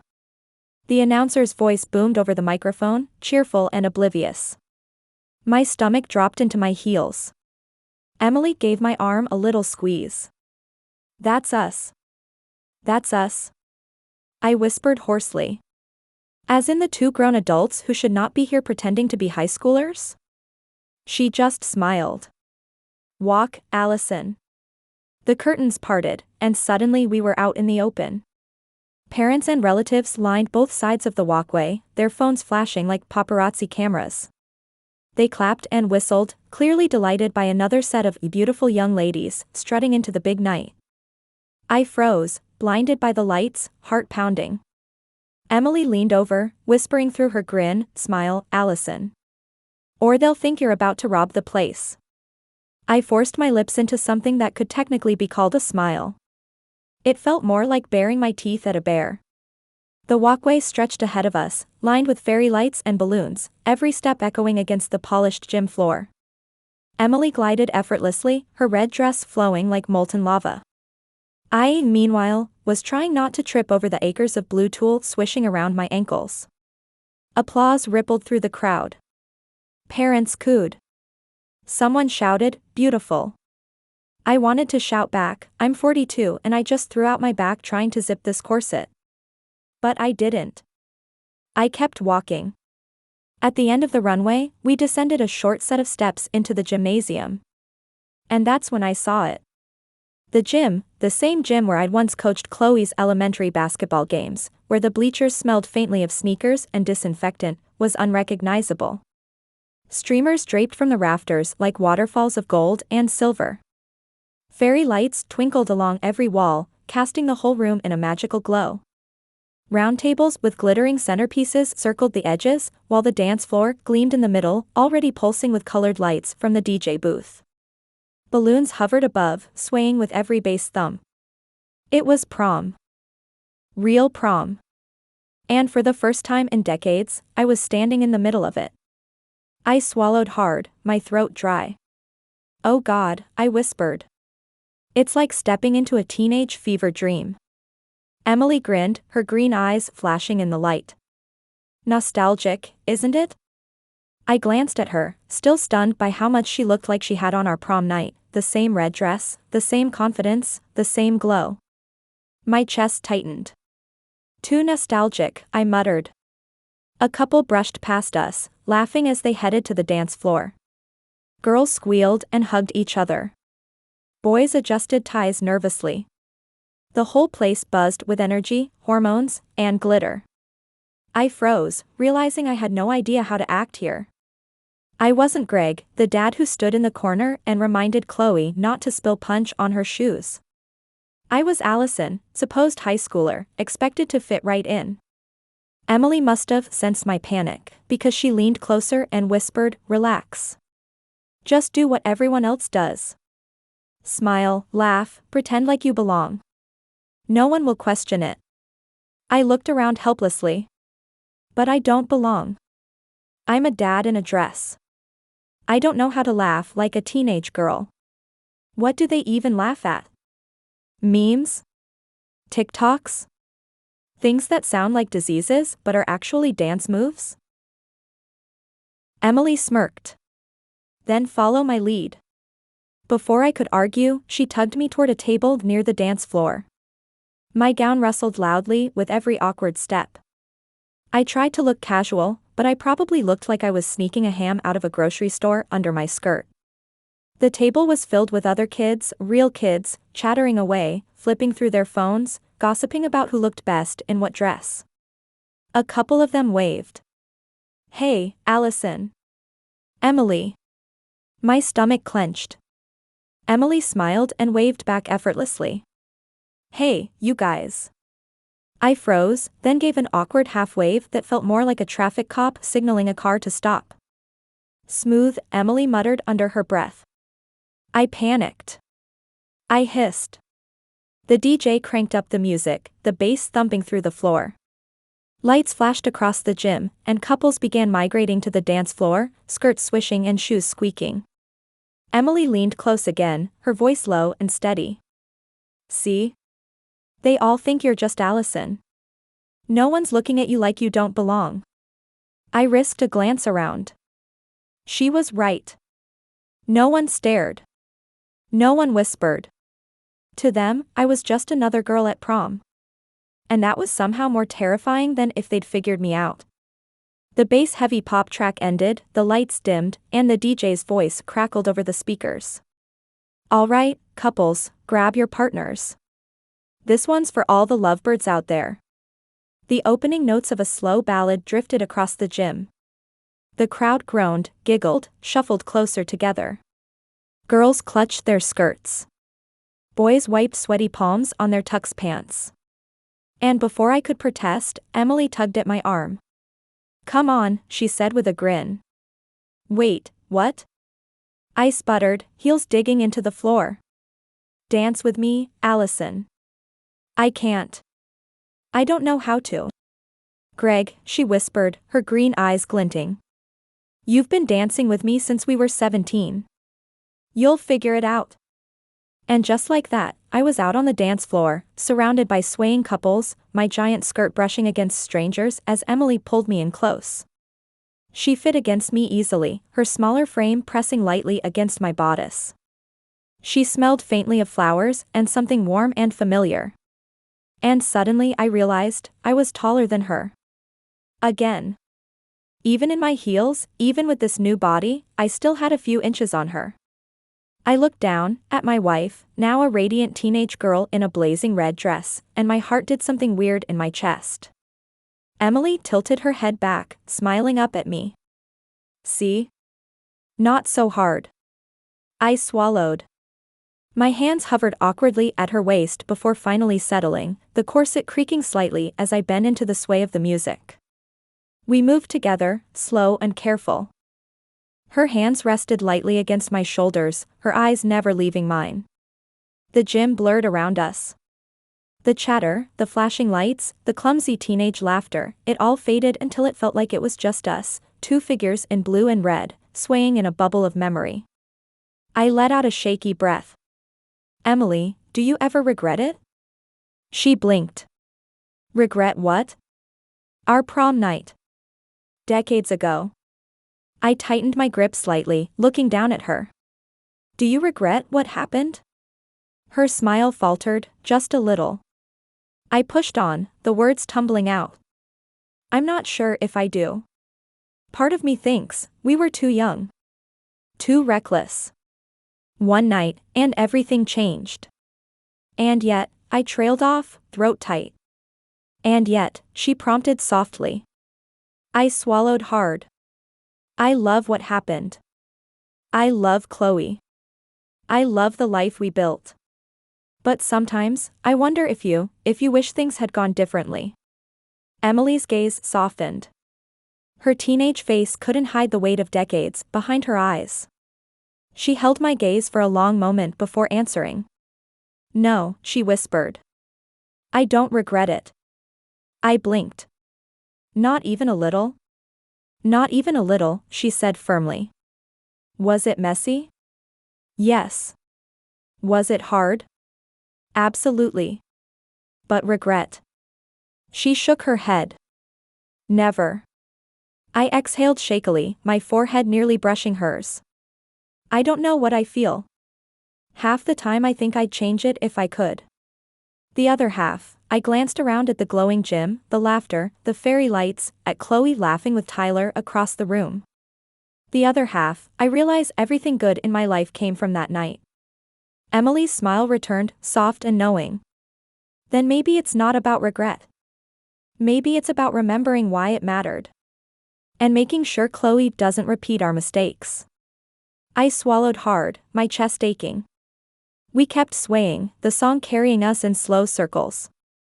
My reflection caught briefly in the gym windows, a tall girl in royal blue, holding a shorter one in red. Allison and Emily. Two teenagers who weren't teenagers at all. Two people reliving the night that had defined their lives. And for the first time all night, I wasn't thinking about tripping, or corsets, or how ridiculous I looked. I was just holding my wife. Even if the world thought she was someone else. The song drifted toward its final chords, the singer's voice softening into something tender, almost fragile. Couples around us swayed closer, heads resting against shoulders, whispers lost under the music. Emily leaned in. Her hand slid up from my shoulders to rest gently at the base of my neck, the warmth of her touch radiating through the stiff fabric of my gown. I looked down at her, at the girl who wasn't a girl, my wife wrapped in a stranger's body, my partner and my accomplice in this insane plan. She smiled up at me, her green eyes glowing in the dim prom lights. And before I could react, before I could even process the way my heart hammered in my chest, she rose on her toes and kissed me. Soft. Sweet. Deliberate. Her lips pressed against mine in a gentle, unhurried moment that felt both impossibly new and achingly familiar. I froze. My brain screamed. My body went stiff as a board, heels wobbling, corset digging into my ribs. But under the panic, something else bubbled up, memory. The last time we'd danced like this, in a gym decorated with fairy lights, she'd looked at me the same way. Smiling. Certain. Sure of something I hadn't yet understood. That night had ended with a kiss, too. A kiss that changed everything. And here we were again. History repeating. When the music ended, applause rippled through the crowd. Couples laughed, broke apart, drifted toward the punch table. But I stayed frozen, lips tingling, staring down at Emily as she slowly pulled back. She was still smiling. Like she knew exactly what she was doing. And for the first time since this madness began, I couldn't tell if this was just part of the act, or something more. The applause from the slow dance was still fading when a sharp shriek cut through the music. Every head turned. I followed the sound, my stomach plummeting. Across the dance floor, Chloe stood near the punch table, her black gown shimmering under the lights. Her face was flushed, eyes blazing. Tyler stood in front of her, hands half raised like he'd just been caught stealing something. And then it happened. Smack. The sound of her palm connecting with his cheek echoed louder than the music. Gasps rippled across the room. Phones came up instantly, capturing the drama. Chloe's lip trembled, but her glare could have cut steel. She spun on her heel, skirt flaring, and bolted for the exit. Tyler stumbled back, rubbing his face, looking both stunned and guilty. I blinked once. Twice. Then turned to Emily. "That's our cue," I muttered, already hitching up my dress. "Yep, it is," Emily agreed, not missing a beat. Without another word, we moved, weaving through stunned onlookers, dodging cell phones, ignoring the DJ's awkward attempt to change tracks as if blasting dance pop would erase what just happened. My heels clicked furiously against the polished gym floor. The corset dug into my ribs with every breath, the royal blue skirt swishing violently as I half ran, half stumbled after my daughter. Emily kept pace beside me, her red dress flaring like fire in the crowd. We reached the doors just as they swung shut behind Chloe. Emily shot me a glance, her green eyes sharp and certain. Time to stop being prom dates. I nodded, breathless. Time to be parents. And together, we slipped out into the night to follow our daughter. Chapter 8: The Aftermath. The night air outside was cool and sharp, carrying the faint scent of cut grass and car exhaust from the packed parking lot.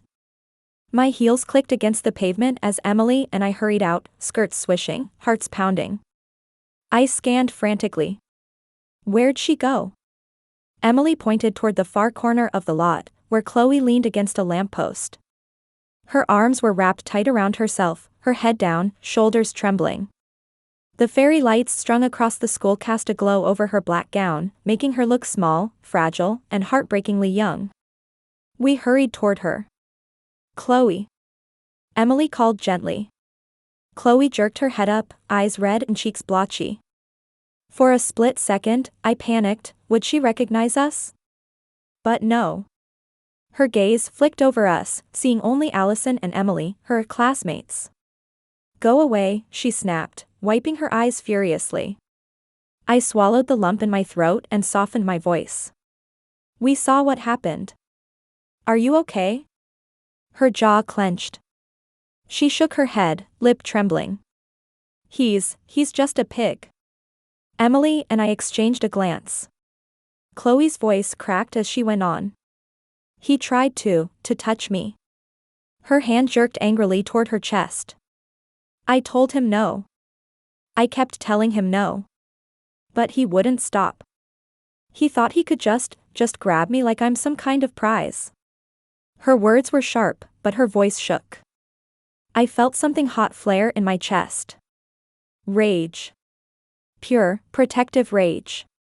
My fists curled, the blue polish on my nails catching the light as I imagined marching back into that gym and rearranging Tyler's smug little face. But Chloe's next words cut me deeper than any anger could. "He's just like every other guy. That's what Mom said. That's what she told me. And she was right." My breath caught. She knew. She remembered. Marie had told her about her own prom night, about how one bad choice had changed everything. And now Chloe was standing here, furious and heartbroken, but saying no. Refusing to let history repeat. Emily's face softened, her teenage disguise unable to hide the decades of motherly love in her eyes. She stepped closer, careful, gentle. "Chloe, you were right to stop him. You were right to walk away. That doesn't make you weak. That makes you strong." Chloe sniffled, hugging herself tighter. Then why do I feel so stupid? I wanted to pull her into my arms, to tell her she was my brave, brilliant daughter, but all I could do was step closer, my own voice thick. "You're not stupid," I whispered. "You're amazing. Most people would have just let it happen. But you didn't. You knew your worth." Chloe glanced at me then, her eyes narrowing as though something in my voice had struck a chord. My heart stuttered. Did she see me? Did she recognize me under the spell? But then she looked away, shaking her head. I don't get it. Why can't guys just be decent? Why do they always want more? Emily reached out and squeezed her hand. Because not all of them are decent. But that doesn't mean you did anything wrong. You don't owe anyone your body. Ever. Chloe's chin wobbled, but she nodded, biting her lip. Silence hung between us, heavy and raw.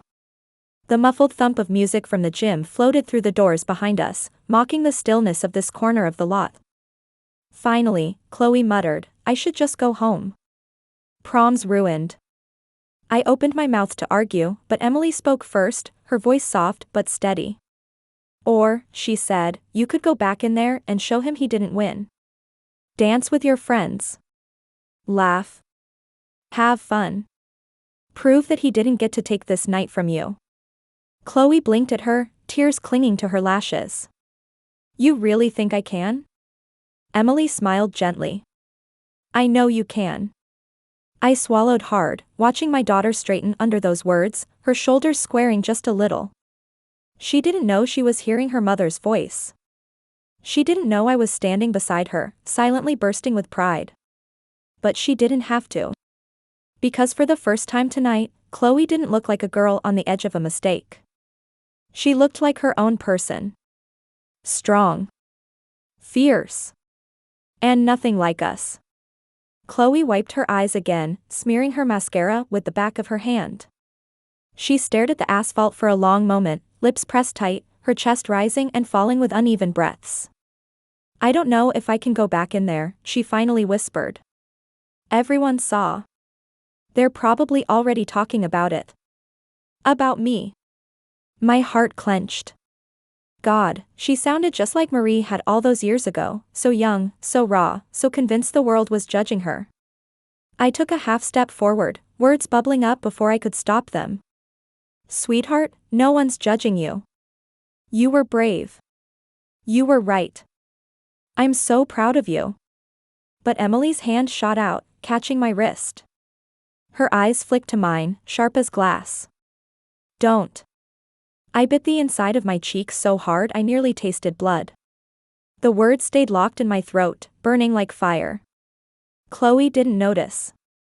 She was too busy wrapping her arms around herself, the black gown shimmering under the lamppost like armor she didn't believe in. What if he tells people stuff? What if he lies? She asked softly, her voice breaking. I couldn't take it. I stepped closer, lowering my voice, my dad instincts shoving past the spell's disguise. Then they'll be wrong, Chloe. They'll be wrong, and deep down, you'll know it. You'll know your truth. And that's what matters most. She blinked at me, her teary eyes locking onto mine. Something flickered there, confusion, recognition, like a spark of lightning between us. For one terrifying moment, I thought she knew. Emily jumped in quickly, her tone smooth, soothing. Allison's right. You can't control what people say. But you can control how you carry yourself. And if you walk back in there with your head high, if you dance and laugh and show him you're untouchable, then his words won't mean a thing. Chloe's gaze lingered on me a moment longer, then shifted to Emily. Slowly, she exhaled, her shoulders sagging just a little. Maybe you're right, she whispered. Maybe I shouldn't let him ruin this. Exactly, Emily said, squeezing her hand. This is your prom. Not his. Chloe nodded, wiping her face one last time. She wasn't steady yet, not fully, but there was a new resolve in her eyes. A strength that hadn't been there before.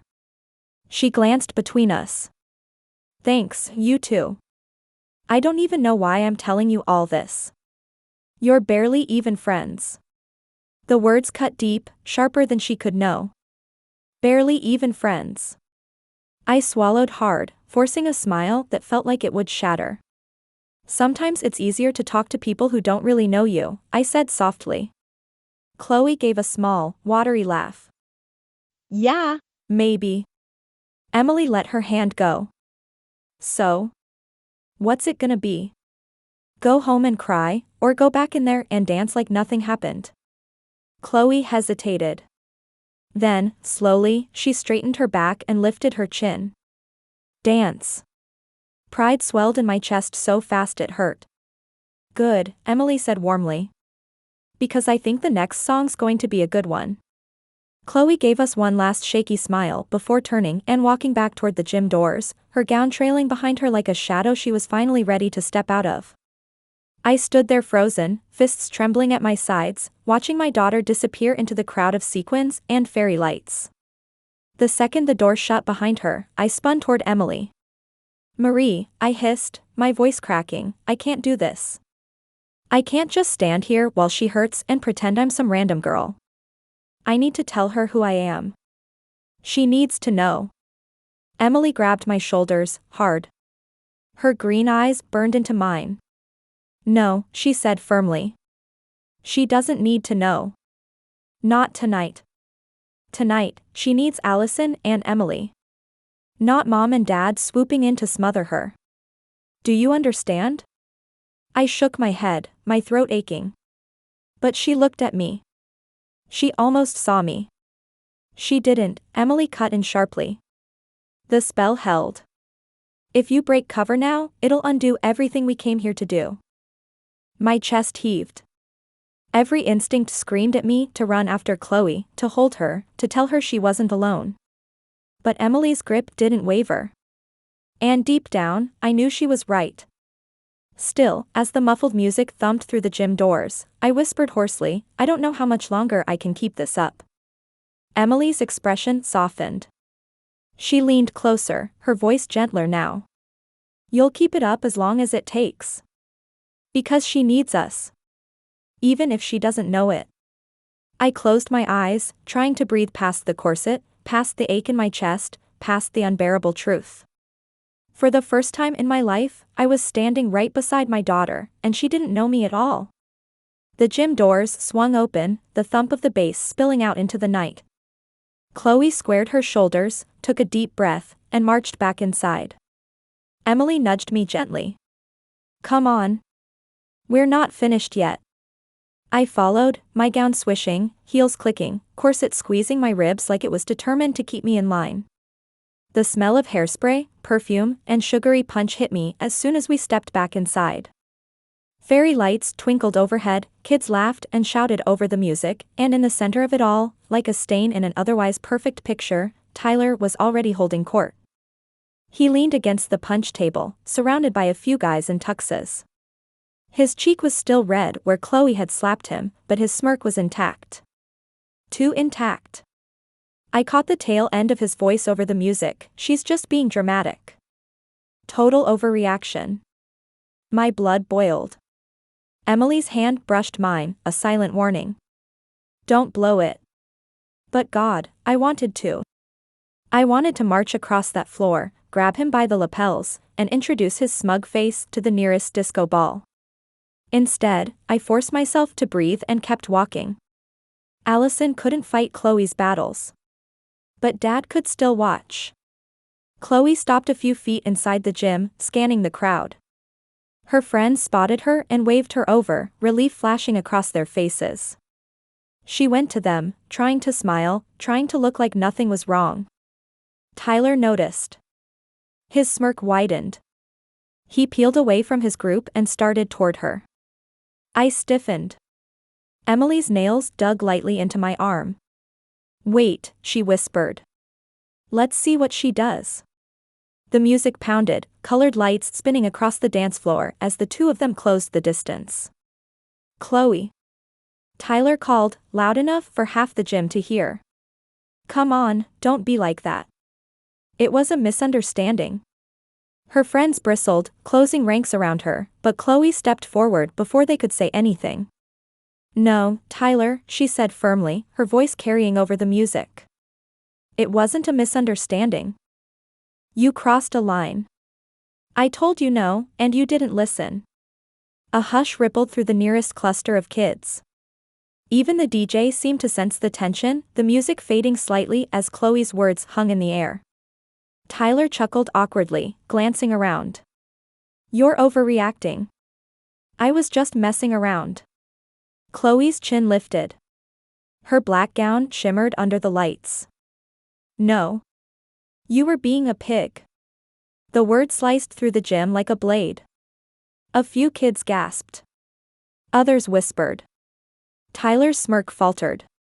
He looked around, suddenly realizing he didn't have the crowd he thought he did. My heart swelled. Pride. Relief. Awe. She wasn't me. She wasn't Marie. She was stronger. Emily leaned in close to my ear, her breath warm against my skin. See? She doesn't need rescuing. I didn't answer. My throat was too tight. Instead, I looked down at her, at Emily, at my wife in a teenage girl's body, at the girl who had kissed me only minutes ago.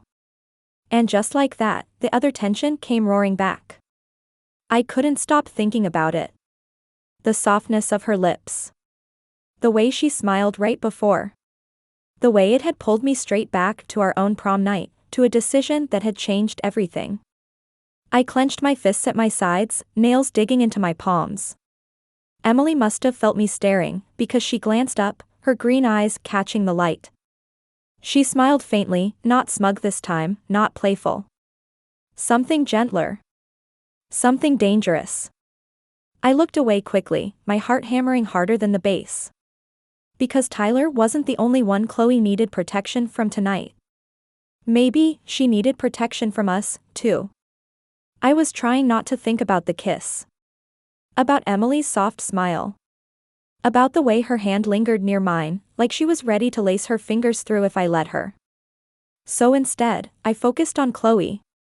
She was laughing now, a little too loudly, standing with her friends near the dance floor. Her chin was up, her shoulders back, brave, defiant. And then I saw him. Tyler, lurking by the punch bowl, back turned to the crowd. He poured 2 cups. Looked around. Shifted his weight like he was checking for witnesses. And then, as casually as a magician palming a coin, he slipped a hand into his pocket. His fingers moved over one of the cups. Quick. Subtle. But I saw it. Something small plunked into the liquid, fizzing for just a second before dissolving. My blood turned to ice. Oh, hell no, I muttered. Before Emily could stop me, I was moving. The corset stabbed my ribs. The skirt swished like an angry curtain around my legs. My heels clicked like gunfire on the gym floor. But none of it mattered. I crossed the distance in seconds, just as Tyler turned with both cups in hand. His eyes locked on Chloe across the room, his smug grin plastered back in place. Not tonight. I snatched the cup right out of his hand and dumped it into the trash, liquid splattering against paper plates and napkins. Tyler blinked, startled. What the fuck, Allison? The music thumped on, but the space around us went quiet. Kids nearby turned, eyes widening. I spun on him, my voice louder than I meant it to be. You spiked that drink. Gasps rippled through the crowd. A couple of Chloe's friends turned toward us, their jaws dropping. Tyler's smirk wavered. He glanced around, then back at me, his voice lowering to a hiss. You don't know what you're talking about. Yes, I do. My nails dug into my palms, my chest heaving against the corset. I saw you. You put something in that cup. You were gonna give it to Chloe. Whispers broke out all around us. Someone pulled out their phone. Tyler's face flushed. You're crazy. Why would I do that? Because you're a pig, I snapped, my voice cracking with fury. Because she told you no, and you can't stand it.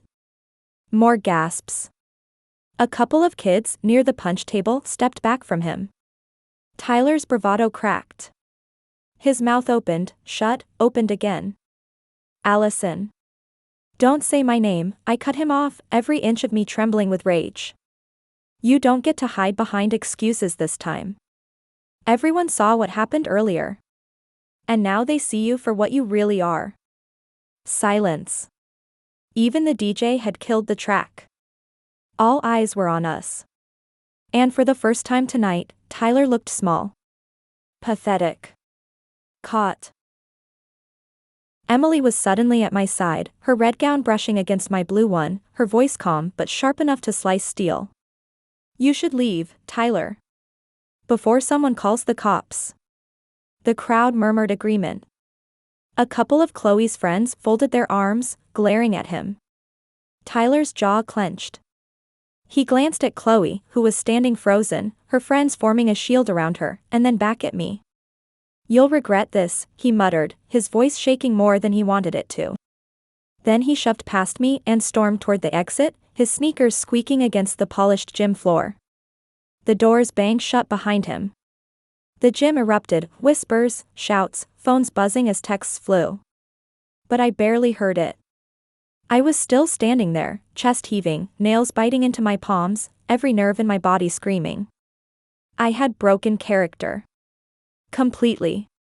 And Chloe had been watching. The gym was buzzing like a hive. Everyone was whispering about Tyler, phones out, fingers flying across screens as word spread like wildfire. The DJ, clearly panicking, tried to drown it all out with a bubblegum pop track, but it only made the murmurs sharper. And then I saw her. Chloe. She broke away from her circle of friends and started toward us, her black gown flowing like smoke around her legs, her expression a mix of confusion, anger, and something else I couldn't place. My chest tightened. Emily leaned slightly toward me, her voice low and even. Stay calm. You're just Allison. Nothing more. I nodded stiffly, though my pulse was hammering so loud I could barely hear her. Chloe stopped in front of us, crossing her arms. Her eyes flicked between me and Emily. What was that? My mouth went dry. What was what? You just grabbed Tyler's drink out of his hand and called him out in front of everyone, Chloe said. How did you even know? She broke off, her brows knitting. That's not normal. No one else saw anything. I froze. My brain scrambled for anything, to say. Dad instincts screamed at me to tell the truth. To wrap her up and admit, it's me. I saw what he tried to do, and I'll never let him hurt you. But I couldn't. Emily cut in smoothly, her voice light but firm. Sometimes people like him don't realize they're not as sneaky as they think. Allison's just observant. Chloe blinked at her. Then turned back to me. Observant? My tongue felt like it was made of sandpaper. Why? Yeah. I was just near the punch table earlier. I saw him slip something into his pocket. Looked suspicious. So I kept an eye on him. Her eyes narrowed. And you just jumped in? Like that? I swallowed. Well, someone had to. For a second, she just stared at me, her expression unreadable. And then, slowly, her posture eased. She glanced toward the exit where Tyler had stormed out, then back at me. Yeah. She muttered. I guess someone did. Relief surged through me so fast I nearly collapsed in my stupid heels. Emily smiled softly, reaching out to rest a hand on Chloe's arm. You were amazing tonight, Chloe. The way you stood up to him? The way you walked away? That was stronger than anything we could have done. Chloe's lip trembled just slightly, but she covered it with a small, tired smile. Thanks. I just didn't want to be mom. My chest cracked wide open. Emily's expression softened, her green eyes flicking toward me for the briefest second before she squeezed Chloe's arm again. You're not. You're you. And you're better than he'll ever deserve. Chloe let out a shaky laugh, wiping under her eyes with the back of her hand. God, I can't believe this is my prom night. Everyone's gonna be talking about this forever. They'll be talking about Tyler, I said quickly, my voice steadier now. Not you. Trust me. You came out of this looking strong. She studied me again, her head tilted like she was trying to figure out a puzzle piece that didn't fit. My stomach lurched. But then she nodded. Maybe you're right. Before I could say anything else, one of her friends came rushing over. Chloe. Come on, the DJ's about to start the group dance. Chloe gave us both one last look, lingering on me just a heartbeat longer, then turned and let herself be swept back toward the dance floor. The second she was gone, I let out a ragged breath and sagged against the wall. Oh God. I almost blew it. Emily stepped closer, her red gown brushing against mine, her eyes calm and steady. But you didn't. I turned to her, voice hoarse. She almost saw me, Marie. She felt it. I could tell. What happens if she figures it out? Emily's lips curved into that infuriating, knowing smile.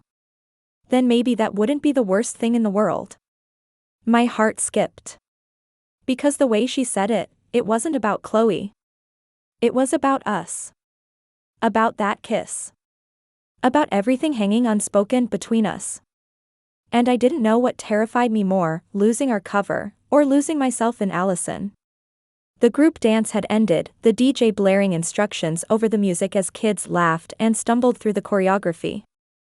Emily and I had done our best to blend in, me tripping over my own heels, her gliding like she'd been 17 forever. But I wasn't watching my feet. I was watching Chloe. She was smiling again, genuinely this time, moving with her friends in the circle. Her black gown shimmered, her curls bouncing, her laugh cutting bright through the noise. For a fleeting moment, I thought maybe, just maybe, this night could end with her walking away stronger. But then, her eyes found mine. The music thumped on, but I felt the air shift. Her smile faltered. She stared across the dance floor, her gaze flicking from me to Emily, to the royal blue dress and the red one, to our faces, our movements, our voices. Something in her expression changed. She stepped back from her friends, her head tilting just slightly, like she was listening to something inside herself. My stomach dropped. Emily noticed too. Her grip tightened on my arm. Stay calm, she whispered through clenched teeth. But Chloe was already moving. She cut through the crowd, her eyes never leaving us, her expression tight, conflicted, confused. She stopped just a few feet away, her breath uneven, her fists clenched at her sides. Who are you? She asked softly. My chest seized. Emily opened her mouth, ready to spin something, but Chloe shook her head, her voice sharper now. No. Don't lie. It's the way you look at me. The way you talk. I know it. I know it. Her eyes filled, not with fear but with dawning recognition. She took a step back, her hand trembling as it rose to her mouth. Mom, she whispered. Then her gaze snapped to me. Dad? The music, the lights, the chatter, all of it seemed to vanish, leaving just the three of us standing in the middle of the dance floor. My throat closed. Chloe's voice cracked, tears brimming as she stumbled another step back. It is you. Isn't it? Emily's nails dug into my arm like talons, warning me not to answer.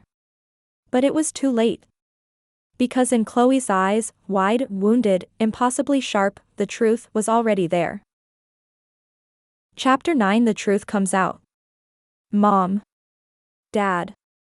Chloe's voice cracked like glass, cutting sharper than the DJ's speakers. Heads turned. A few kids nearby frowned, confused, but Chloe didn't care. Before I could stammer out a denial, she grabbed my wrist, Allison's dainty wrist, and yanked hard. Come with me, she hissed. Her grip was iron. She dragged me off the dance floor, Emily hurrying after us in her red dress, skirts swishing like fire. We slipped past gawking students, past the punch table, past the balloon arch at the entrance, and through the gym doors into the empty hallway beyond. The music dulled to a muffled thump behind us, the fairy lights spilling faintly through the windows. Out here, the school felt eerie, deserted, lockers gleaming under dim fluorescent lights. Chloe stopped abruptly, spinning to face us. Her eyes blazed, her chest heaving, her fists trembling at her sides. Tell me the truth, she demanded. Right now. I froze. My tongue felt like lead. Emily straightened, trying to keep her composure. Chloe. Don't, Chloe snapped. Don't you dare. I know it's you. The way you looked at me. The way you talked to me outside. No one else knows me like that. No one else could. Her voice cracked, softer now. It's you. Isn't it? Silence. The only sound was the distant bass through the walls and the hum of the fluorescent lights overhead. Chloe's gaze darted between us, desperate, scared, furious. Why are you doing this? Why are you here like this? What the hell is going on? I swallowed hard, my throat tight, my heart battering against the corset like it wanted out.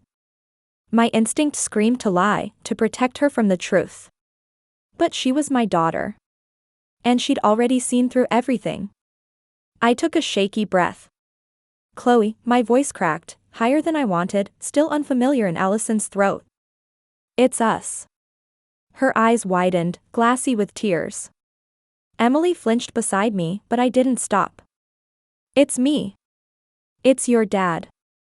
And her. I glanced at Emily, whose teenage face looked impossibly young and impossibly guilty. You were right. That's your mom. Chloe staggered back a step, shaking her head like she couldn't make the puzzle fit. No. That's impossible. That's insane. Emily finally spoke, her voice soft but firm. It's magic, Chloe. I used magic. To keep you safe. Chloe's jaw dropped. She looked between us, her breath shallow, her voice trembling. Magic? You expect me to believe that? Emily's green eyes glistened. You don't have to believe it. You just have to see it. We're here. Like this. For you. Chloe shook her head again, tears sliding down her cheeks. You turned Dad into a girl and yourself into a teenager? To spy on me at prom? Are you out of your minds? Her voice echoed down the hallway, raw and furious. I stepped forward, desperate, hands out like I could calm the storm. Chloe, listen. No, she cried. You don't get to do this. You don't get to ruin my prom just because you couldn't handle yours. The words hit like a slap. Emily flinched. I felt the sting too. Chloe's voice dropped, trembling with pain now. I thought I was different. I thought I wasn't gonna be like you. But you didn't even trust me enough to let me try. She gestured wildly at us, her gown shimmering in the dim light. You just played dress up and followed me like I'm some criminal you have to catch. Her eyes filled again, spilling over. Do you know how messed up this is? Neither of us answered. Because in that moment, I realized she wasn't wrong. Chloe stood there, her mascara streaked, her fists balled, her whole body trembling with rage. Did you ever trust me at all? She demanded, her voice raw. The words stabbed straight through my chest. Emily flinched but straightened quickly, forcing calm into her tone. Chloe, this isn't about trust. It's about protecting you. I know what it's like to be in your shoes. No, you don't. Chloe snapped, her voice echoing in the empty hall. You know what you went through. That doesn't mean it's what's happening to me. You just decided I was gonna screw up the same way you did. Emily's jaw tightened. I didn't decide anything. I saw signs. The way you've been rebelling, the way you've been pushing us away. Chloe let out a bitter laugh that cracked into a sob. That's called being a teenager, Mom. Not a death sentence. I winced. Emily faltered, her teenage face betraying an older pain behind her eyes. I didn't want you to end up like me. Chloe's voice shook as she stepped forward. Then maybe you should have trusted me enough to believe I wouldn't. Silence slammed down between us. The only sound was the muffled bass thumping faintly through the gym doors, completely at odds with the storm in this hallway. I wanted to speak, God, I wanted to, but my throat locked up. Guilt knotted in my chest, heavy and suffocating. Because Chloe was right. We hadn't trusted her. We'd assumed the worst. We'd built this insane charade, dresses, spells, fake identities, because we couldn't believe she'd make the right choice on her own. And yet, she had. She slapped Tyler. She walked away. She held her ground. Better than either of us had, all those years ago. My vision blurred, pride swelling painfully in my chest. My daughter was braver, stronger, wiser than we ever gave her credit for. I finally found my voice, though it came out hoarse. Chloe. I'm sorry. She turned on me, eyes blazing. Sorry doesn't fix it, Dad. You let Mom turn you into this, Allison, just so you could stalk me? You both lied to me. On my prom night. Do you know how humiliating this is? I opened my mouth, then closed it again, words failing me. Emily reached for her, desperate now. Chloe, please. Chloe jerked back. No. You don't get to fix this with speeches. You don't get to just say it's for my own good. Her voice cracked, trembling between fury and heartbreak. You either trust me, or you don't. Silence again. Emily's hand dropped to her side. Her lip trembled, her confident mask cracking at last. And me?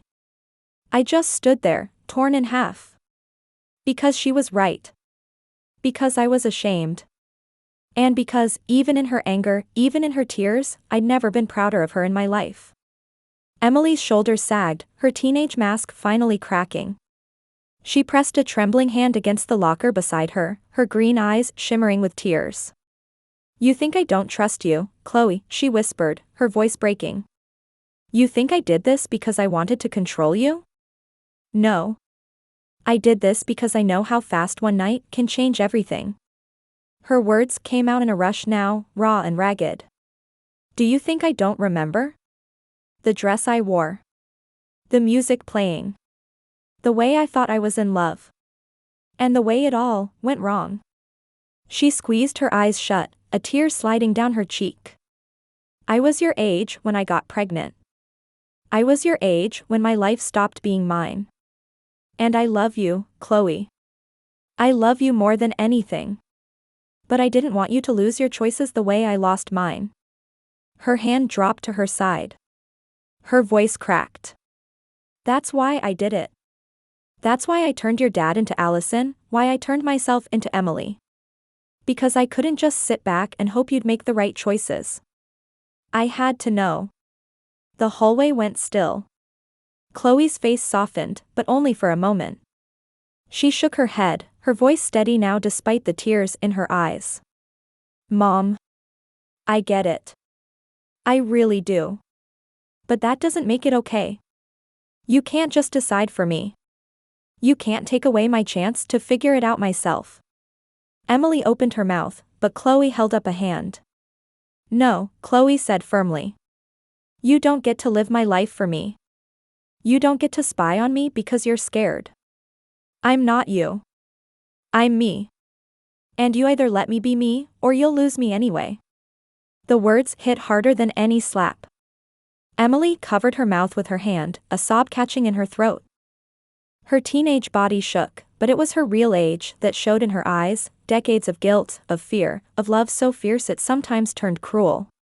I stood frozen, caught between them. Emily's fear was mine too. I remembered the mistakes, the regrets, the way one bad decision had reshaped everything. But Chloe's fire burned bright in front of me. Stronger. Braver. Refusing to let our past define her future. And I realized, if I sided with Emily's fear, I'd be betraying Chloe's strength. I took a shaky step forward, the swish of my royal blue gown echoing in the silence. Chloe's right. Both their heads snapped toward me. I swallowed hard, my voice cracking. We were wrong. Both of us. We thought protecting you meant controlling you. But it doesn't. It means letting you choose. And being there when you fall, if you fall. Not preventing you from living in the first place. Tears burned my eyes. I'm sorry. God, Chloe, I'm so sorry. You deserved better than this circus act. Chloe blinked at me, her face softening. For a moment, I thought she'd break again. Instead, she straightened, her voice calm and resolute. Then prove it. From now on, you let me make my own choices. No more spells. No more tricks. No more watching me like I'm gonna ruin my life every second I'm out of your sight. Her words hung in the air, solid as stone. Emily wiped her face, her voice trembling. And if you do make the wrong choice? Chloe's eyes flashed. Then I'll own it. Because it'll be my choice. Not yours. I drew in a sharp breath, pride swelling so hard in my chest it hurt. Emily lowered her gaze, finally beaten by the truth. Okay, she whispered. Okay. And for the first time all night, Chloe looked free. Chloe crossed her arms, glaring at us like a judge passing sentence. All right, she said firmly, you've had your fun. Now change back. Both of you. I nearly collapsed with relief. Thank God. You have no idea how ready I am to burn this dress. I swear, if I have to take one more step in these heels, my toes are going to unionize. Chloe snorted despite herself, but her eyes stayed sharp. Seriously. Dad looks like he's about ready to lose his mind. You're not wrong, I muttered, tugging at the corset that had been stabbing me in the ribs all night. I can't even breathe in this thing. My lungs have filed for divorce. Emily sighed, wiping the last of her tears with the back of her hand. I wish it were that simple. Chloe frowned. What do you mean? Emily winced, avoiding her gaze. The potion I took, the one that changed us, it lasts exactly 24 hours. It has to run its course. There's no reversing it early. Chloe blinked. Wait. So you're telling me you're stuck like this? Both of you? Emily nodded. Until tomorrow morning for Allison and afternoon for me. My stomach dropped. You mean I have to stay like this? For 24 war hours? Emily gave me a helpless shrug. Afraid so. I groaned, dragging a hand down my face. Oh, perfect. Just perfect. I'm 42 years old, I should be at home in sweatpants watching baseball highlights, but instead I'm trapped as a teenage girl, who, by the way, is 2 years younger than her own daughter. Chloe's jaw dropped. Wait. You mean right now? I'm actually older than both of you? The realization hit her, and then she burst out laughing. Oh my God. This is gold. I'm the adult here. I'm in charge. She doubled over, giggling so hard she could barely breathe. This is the best night of my life. I threw my hands up. Fantastic. Glad my suffering is entertaining. Emily gave her a look, though her lips twitched like she was fighting a smile. Chloe, be serious. This is still complicated. Chloe wiped her eyes, still grinning. Oh, I'm serious. Dead serious. I'm not gonna let either of you live this down. Mom and Dad turned themselves into high schoolers to stalk me at prom and now they're stuck? That's comedy gold. I groaned again, muttering, kill me now. Emily sighed. We'll figure it out. For now, we just have to get through the night. Blend in. Keep our heads down. Chloe smirked. Yeah. Good luck with that. You've already caused the biggest scene Prom's ever seen. I dropped my head into my hands. Emily squared her shoulders, trying to salvage her dignity. Fine. We'll endure it. But when this is over. Chloe cut her off with a grin. When this is over, you're gonna trust me. Because now I know something you don't. Emily frowned. And what's that? Chloe's smirk widened. That I'm the only actual adult in this family right now.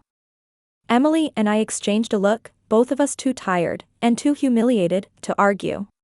Chloe's laughter still echoed down the hallway as she pushed back through the gym doors, vanishing into the thrum of music and flashing lights. For a long moment, neither of us spoke. Emily and I just stood there, gowns brushing against the scuffed linoleum, the faint bass pulsing through the walls behind us. Finally, I exhaled and shook my head. She's something else, isn't she? Emily's lips curved into a soft smile. She really is. I leaned back against the lockers, the corset biting into my ribs. After everything we pulled tonight, she still came out stronger than us. Emily stepped closer, her green eyes glimmering. That's because we raised her to be strong. I blinked at her.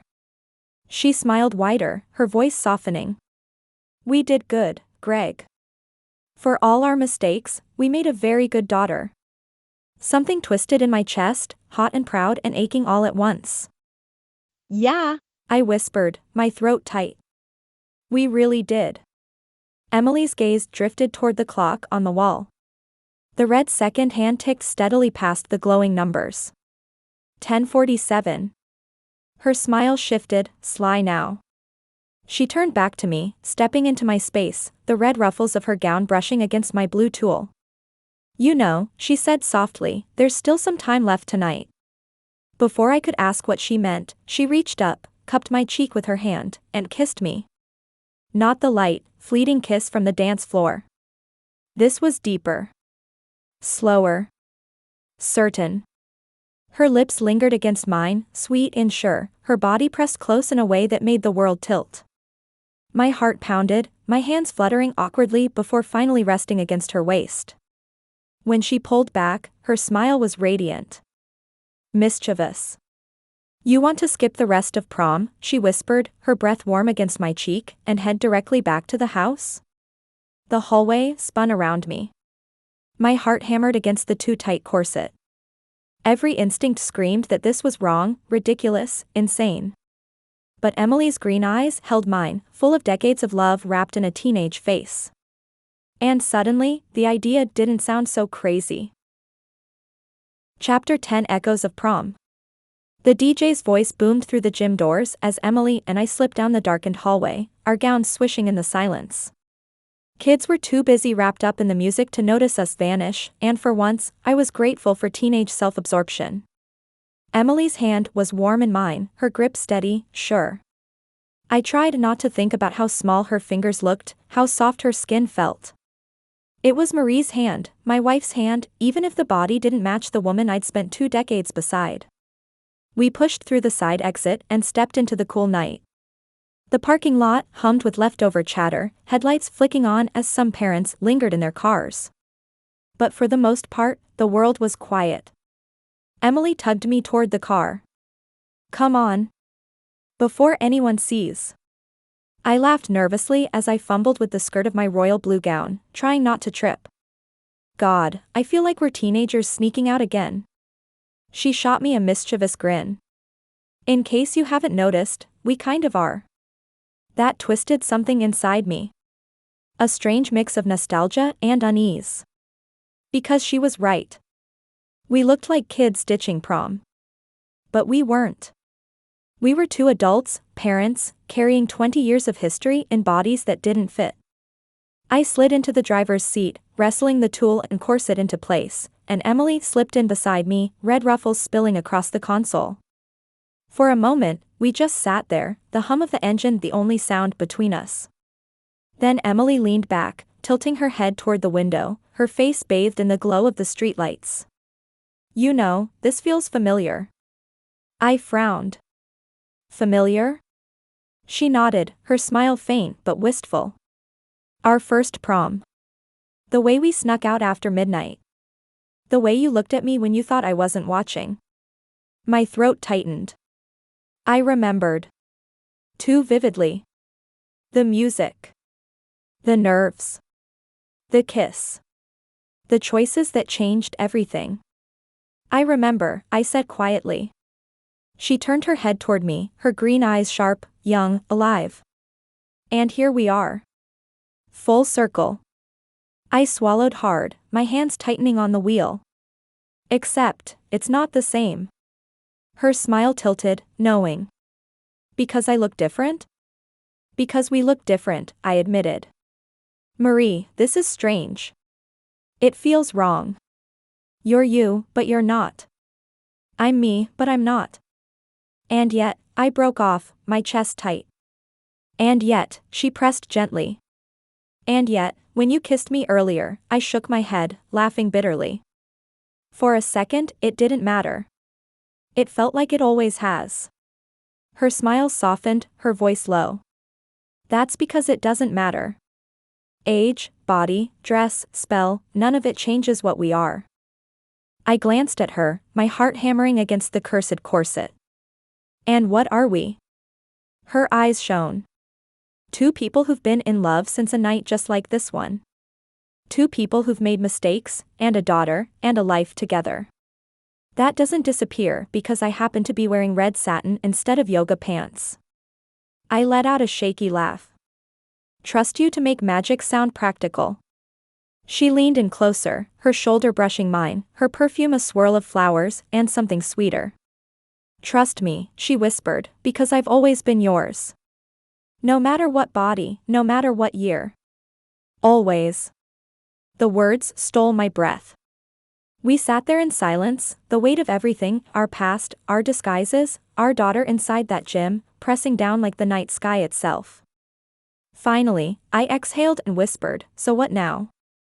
We just go home. Pretend this was normal? Emily tilted her head, that sly grin returning. We don't have to pretend it's normal. We just have to make it ours. Her hand slipped over mine, squeezing gently. And for the first time since this madness began, I let myself believe she was right. By the time we pulled into the driveway, I felt like I'd run 3 marathons in borrowed shoes. My ankles ached, my ribs felt permanently reshaped by the corset, and I was pretty sure the royal blue tulle had fused with my skin. I swear, I muttered as I staggered into the living room, this dress is less clothing and more, a medieval trap.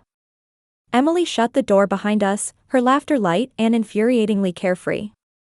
Relax, Allison. You made it through prom. That's the hard part. I tugged at the zipper on my back, twisting like a dog chasing its tail. No, the hard part is getting out of this thing. How do teenage girls survive this without passing out? Practice, Emily said sweetly. I don't want practice. I want scissors. She giggled, stepping closer. Here. Turn around. I obeyed, grumbling, as she deftly unzipped the gown. The fabric loosened with a sigh, and I slumped in relief. Oh, thank God, I groaned, wriggling free and stepping out of the ridiculous mountain of fabric. I stood there in the corset she'd put me in earlier, crossing my arms awkwardly.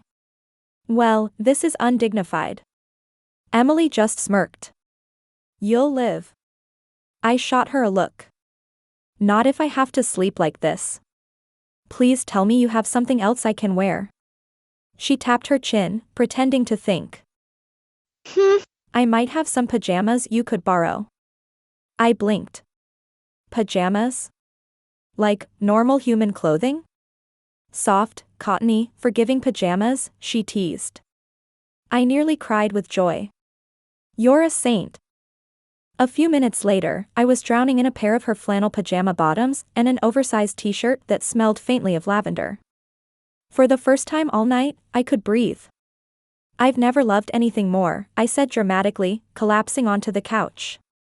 Emily joined me, her red gown replaced by her own cozy set of pajamas. She slid onto the cushions beside me, then pulled a blanket over both of us with a little flourish. The TV flickered to life as she scrolled through the streaming menu. Movie? I leaned back, sighing. After tonight? Yeah. Something normal. No fairy lights. No dance floors. Definitely no Tyler. She smirked, settling on a cheesy romantic comedy. Normal, coming right up. The opening credits rolled, filling the room with soft light. I shifted to get comfortable, and Emily moved with me, eventually pulling me gently against her. For a second, I stiffened, not because I didn't want it, but because it felt so strange. Her arms around me, my head resting against her shoulder, both of us looking like kids who should have been sneaking popcorn into a slumber party instead of raising a daughter together. But then I felt her warmth. Heard her heartbeat. And I realized, it didn't matter what we looked like. We were still us. Emily rested her chin lightly against my hair, her voice soft in the glow of the TV. See? Not so bad.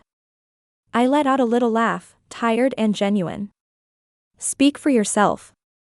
My toes may never recover. She chuckled, squeezing me gently. But you survived. I closed my eyes, breathing in her scent, letting the tension of the night finally start to unravel. Barely. We sat like that for a long time, the movie playing on, the chaos of prom fading into the background. And for the first time in days, maybe weeks, I felt like I could just be. Not Allison. Not Greg. Not Dad. Not undercover spy. Just me. With her.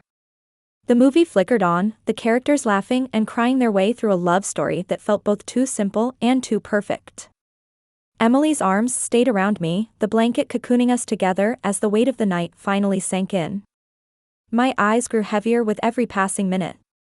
The adrenaline had burned off, leaving nothing but exhaustion and the steady rhythm of Emily's breathing beside me. I can't believe, I mumbled, my words slurred with sleep, that my prom night ended with me in pajamas, again. Emily chuckled softly, brushing her fingers through my hair. At least this time you're not sneaking around. Well, not much.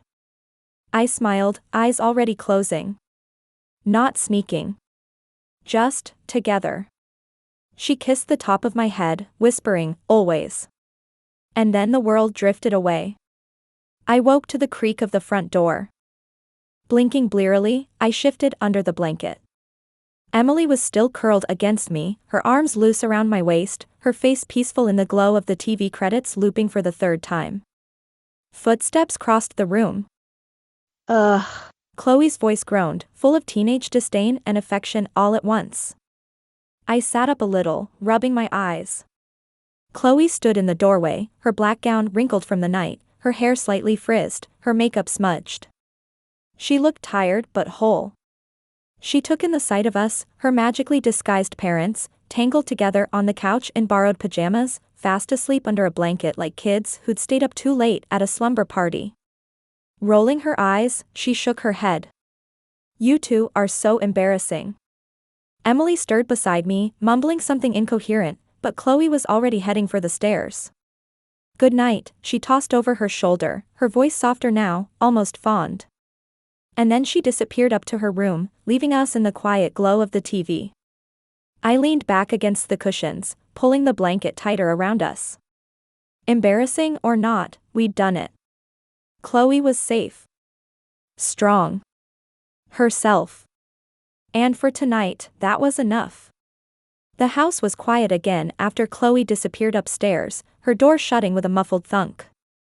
I slumped back into the couch, yawning, the blanket slipping down my shoulder. Well, I muttered, that went about as smoothly as a train wreck. Emily giggled, curling closer against me. Oh, come on.